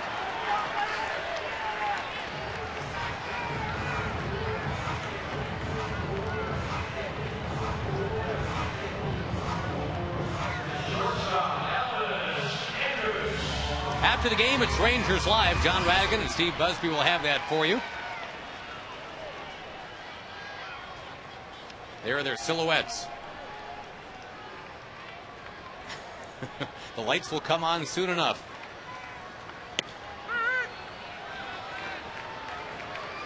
Well, the Tigers getting ready for an off day in Cleveland.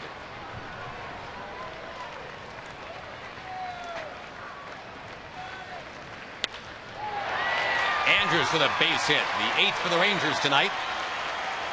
2 of those from the young shortstop.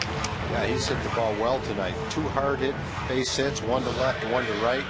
Then remember in the 7th inning, he hit that low line drive to right field that Thomas caught, making a shoestring catch. So Elvis is swinging the bat really well the last few days, and today's no exception. 2 more hits and no strikeouts tonight for Elvis. Elvis and Omar have not struck out tonight. The oldest and youngest players in the league.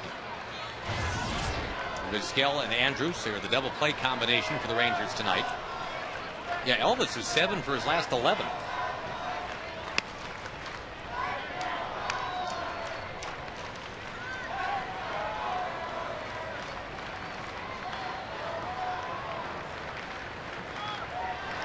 As of this moment, no other trades have come across the wire. Still a couple of days to go. And as we all know, players can still get traded if they clear waivers after that July 31st deadline. Some of them can, and a lot of them will clear waivers. Roy Halladay won't be one of them, though. No. That is a firm July 31 right there, huh? I think it is.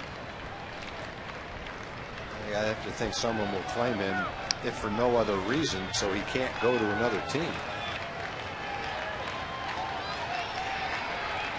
Blue Jays are not going to let him go, so they'll take him back off waivers, and then they won't be able to. They can ask again, but if you ask a second time, then the waivers are irrevocable. If someone claims them, they've got them. So you can ask once, and then if someone claims him and you don't want to let him go, you take him back off waivers, and he's your player.